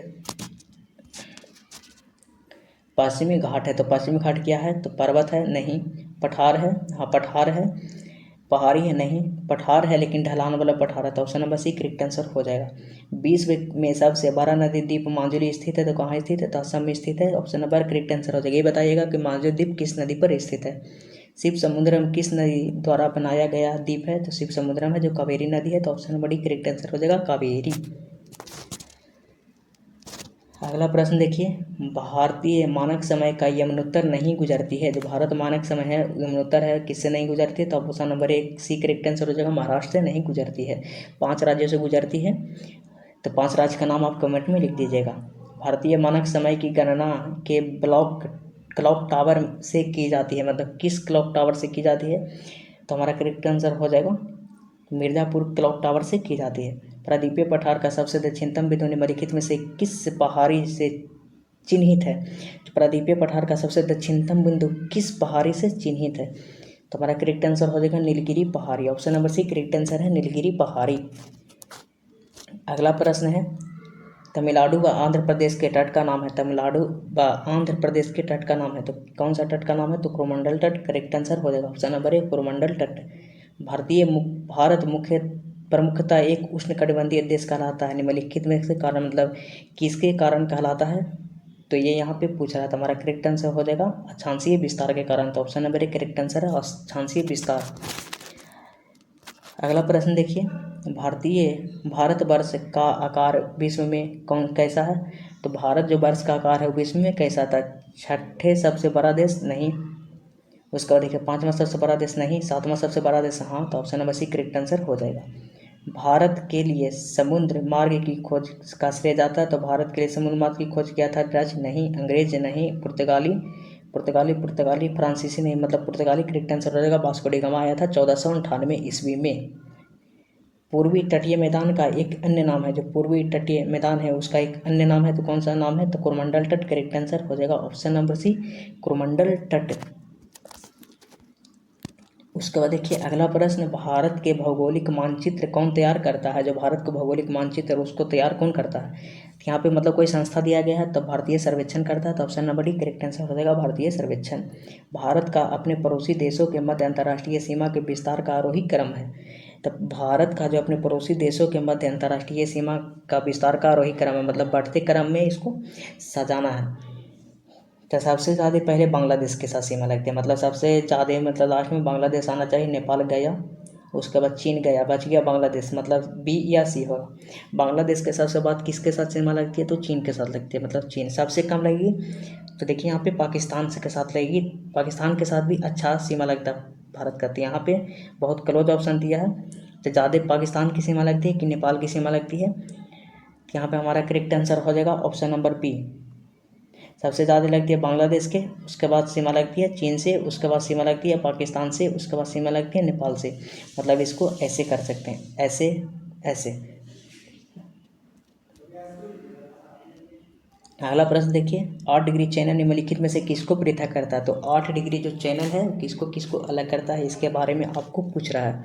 तो हमारा करेक्ट आंसर हो जाएगा 8 डिग्री चैनल किसको किसको अलग करता है। तो हमारा करेक्ट आंसर है लक्षद्वीप को मालदीव से अलग करता है। निम्नलिखित में से कौन सा राज्य नेपाल के साथ अपनी सीमा साझा नहीं करता है। कौन सा राज्य है जो नेपाल के साथ अपनी सीमा साझा नहीं करता है। तो नेपाल भारत की सीमा लगती है, हाँ। उत्तर प्रदेश की भी सीमा लगती है, हाँ। पश्चिम बंगाल की सीमा लगती है नेपाल के साथ, हाँ। इसका भी लगता है, असम का नहीं लगता। तो option number D correct answer हो जाएगा असम। निम्नलिखित में से किस भारतीय राज्य की कोई अंतर्राष्ट्रीय सीमा नहीं है। मतलब किस भारतीय कौन सा ऐसा भारतीय राज्य है जिसका कोई अंतर्राष्ट्रीय सीमा नहीं है। तो हमारा करेक्ट आंसर हो जाएगा छत्तीसगढ़, ऑप्शन नंबर बी। निम्नलिखित में से कौन सा एक भारत का प्रवाल द्वीप समूह है। जो कौन सा है जो भारत के प्रवाल द्वीप समूह से बना हुआ है। तो हमारा ऑप्शन नंबर करेक्ट आंसर हो जाएगा option number D Lakshadweep. Bharat के राज्यों का निम्नलिखित में से कौन सा एक युग में सबसे पूर्वी और सबसे पश्चिमी राज्य को इंगित करता है। सबसे पूर्वी और सबसे पश्चिमी राज्य, सबसे पूर्व में क्या है। सबसे पूर्व में तो अरुणाचल प्रदेश होगा, ये याद है। सबसे पूर्व में होना चाहिए अरुणाचल प्रदेश। तो यहाँ पे असम है, असम है तो असम गया। अरुणाचल प्रदेश सबसे पूर्व में है। उसके बाद गुजरात होगा कि राजस्थान। तो गुजरात हमारा करेक्ट आंसर हो जाएगा ऑप्शन नंबर डी। भारत के पश्चिमतम तटीय मैदान के उत्तरी भाग को अन्य नाम से भी जाना जाता है। जो भारत के पश्चिमतम तटीय मैदान के उत्तरी भाग को जिस अन्य नाम से जाना जाता है वह है, मतलब किस नाम से जाना जाता है। तो हमारा करेक्ट आंसर हो जाएगा कोंकण के नाम से जाना जाता है। तो option number C correct answer है कोंकण। अगला प्रश्न देखिए, गल्फ ऑफ मन्नार और पाक स्टेट हिंदुस्तान और किसके बीच है। तो श्रीलंका के बीच है। तो option number C correct answer हो जाएगा श्रीलंका। निम्नलिखित में से किस राज्य की सीमा भूटान के साथ नहीं लगती है। तो किस राज्य की सीमा है जो भूटान के साथ नहीं लगती है। तो भूटान के साथ नहीं लगने वाली सीमा है, बताइए किन्हीं को पता हो तो। हमारा करेक्ट आंसर हो जाएगा मेघालय की सीमा भूटान से नहीं लगती है। मन्नार की खाड़ी किसके तट के साथ अवस्थित है। जो मन्नार की खाड़ी है किसके तट के, किस राज्य के तट के साथ अवस्थित है मन्नार की खाड़ी। तो हमारा करेक्ट आंसर हो जाएगा तमिलनाडु के साथ अवस्थित है। अगला प्रश्न देखिए, चेरापूंजी स्थित है। जो चेरापूंजी है वो स्थित है, तो ये खासी पहाड़ी में स्थित है Cherrapunji. Option number C correct answer हो जाएगा।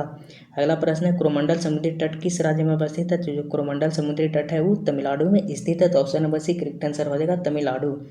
संरचनात्मक रूप से मेघालय क्षेत्र किसका भाग है। तो जो मेघालय क्षेत्र किसका भाग है। तो हमारा करेक्ट आंसर हो जाएगा, बताइए किन्हीं को पता है तब किसका भाग्य है, किसका भाग्य है। तो हमारा करेक्ट आंसर हो जाएगा दक्कन के पठार का भाग्य है। अगला देखिए, अगरतला किस राज्य की राजधानी है। तो अगरतला त्रिपुरा की राजधानी है। तो option number D correct answer हो जाएगा त्रिपुरा। उसके बाद देखिए अगला प्रश्न, मिजोरम राज्य की राजधानी है। मिजोरम राज्य की राजधानी क्या है। मिजोरम राज्य की राजधानी है आइजोल। तो option number C correct answer हो जाएगा आइजोल। पणजी किस राज्य की राजधानी है। तो पणजी गोवा की राजधानी है। तो option number D correct answer हो जाएगा गोवा। बुग्याल हिमालय की ढलानों में ऊंचाई वाले घास के मैदान और चारागाह है, यह अधिकतर किस राज्य में पाए जाते हैं। तो किस राज्य में पाया जाता है। तो उत्तराखंड में पाया जाता है। Option number D correct answer हो जाएगा उत्तराखंड। अगला प्रश्न देखिए, निम्नलिखित में से कौन सा भारतीय जुड़वा शहर नहीं है। मतलब कौन सा जो है जो भारत का जुड़वा शहर नहीं है। तो कौन सा है जो भारत का जुड़वा शहर नहीं है, बताना है इसका आंसर। तो हमारा करेक्ट आंसर हो जाएगा त्रिशूर और तिरुवल्ला, ये जुड़वा शहर नहीं है। तो option number C correct answer हो जाएगा। निम्नलिखित में से किस क्षेत्र में प्रवाल भित्ति नहीं पाई जाती है। तो किस क्षेत्र में है जो प्रवाल भित्ति नहीं पाई जाती है। तो हमारा करेक्ट आंसर हो जाएगा कैम्बे की खाड़ी में प्रवाल भित्ति नहीं पाई जाती है। लाखों वर्ष पहले भारतीय उपमहाद्वीप मुख्य भूमि से अलग हो गया था, इसे किस महासागर के नाम से जाना जाता था या जाना जाता है। तो तेथिस सागर। तो option number D correct answer हो जाएगा तेथिस सागर। अगला प्रश्न देखिए, कर्क रेखा के सिवाय निम्नलिखित सभी राज्यों से होकर गुजरती है। मतलब कर्क रेखा किसको छोड़कर गुजरती है। तो हरियाणा से कर्क रेखा नहीं गुजरती है। तो ऑप्शन नंबर हरियाणा के साथ कर्क रेखा नहीं गुजरती। तो option number C correct answer हो जाएगा हरियाणा। पूर्व में भारत की सीमा किन देशों से लगती है। जो पूर्व में भारत की सीमा है वो किन देशों से लगती है। पूरब के बारे में बता रहा है तो भूटान होगा। पूरब के बारे में पूछ रहा है तो चीन, नेपाल और भूटान, म्यांमार और बांग्लादेश। पूरब में म्यांमार और बांग्लादेश क्या हो जाएगा। तो करेक्ट आंसर हो जाएगा म्यांमार और बांग्लादेश। तो option number D correct answer है। उसके बाद देखिए हमारा अगला प्रश्न है, गुजरात की सीमा किस पड़ोसी देश के साथ लगती है? जो गुजरात की सीमा है किस पड़ोसी देश के साथ लगती है? तो पाकिस्तान करेक्ट आंसर हो जाएगा। निम्नलिखित में से कौन सा भारतीय राज्य दो अथवा अधिक देशों के साथ अंतर्राष्ट्रीय सीमा को साझा नहीं करता? मतलब कौन सा ऐसा राज्य है जो दो से अधिक देशों के साथ अंतर्राष्ट्रीय सीमा साझा नहीं करता है? कौन सा राज्य है? हमारा करेक्ट आंसर हो जाएगा त्रिपुरा। कहा कि त्रिपुरा है जो एक देश के साथ साझा करती है, तो हमारा करेक्ट आंसर हो जाएगा त्रिपुरा। उसके बाद देखिए अगला प्रश्न है, क्षेत्रफल की दृष्टि से भारत का दूसरा सबसे बड़ा राज्य कौन सा है? क्षेत्रफल की दृष्टि से भारत का दूसरा सबसे बड़ा राज्य पूछ रहा है, तो कौन सा हमारा हो जाएगा? बताना है किसी को पता है तो हमारा करेक्ट आंसर हो जाएगा Madhya Pradesh. Option number C correct answer है मध्य प्रदेश। अगला प्रश्न देखिए, निम्नलिखित में से कौन सा भारत का एक संघ राज्य क्षेत्र भौगोलिक क्षेत्रफल की दृष्टि से सबसे छोटा है? तो सबसे छोटा संघ राज्य क्षेत्र है, तो हमारा करेक्ट आंसर हो जाएगा Lakshadweep. Option number D correct answer है, ये सबसे छोटा है केंद्र शासित प्रदेश में। भारत के संदर्भ में निम्नलिखित कथनों में से कौन सा सही है? तो भारत विश्व का छठा सबसे बड़ा देश है, नहीं, कैमा है, सातवां बड़ा देश है।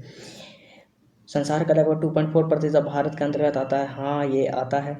कर्क रेखा देश के बीच से गुजरती है जो अक्षांशीय विस्तार को 2 बराबर भागों में बांटती है।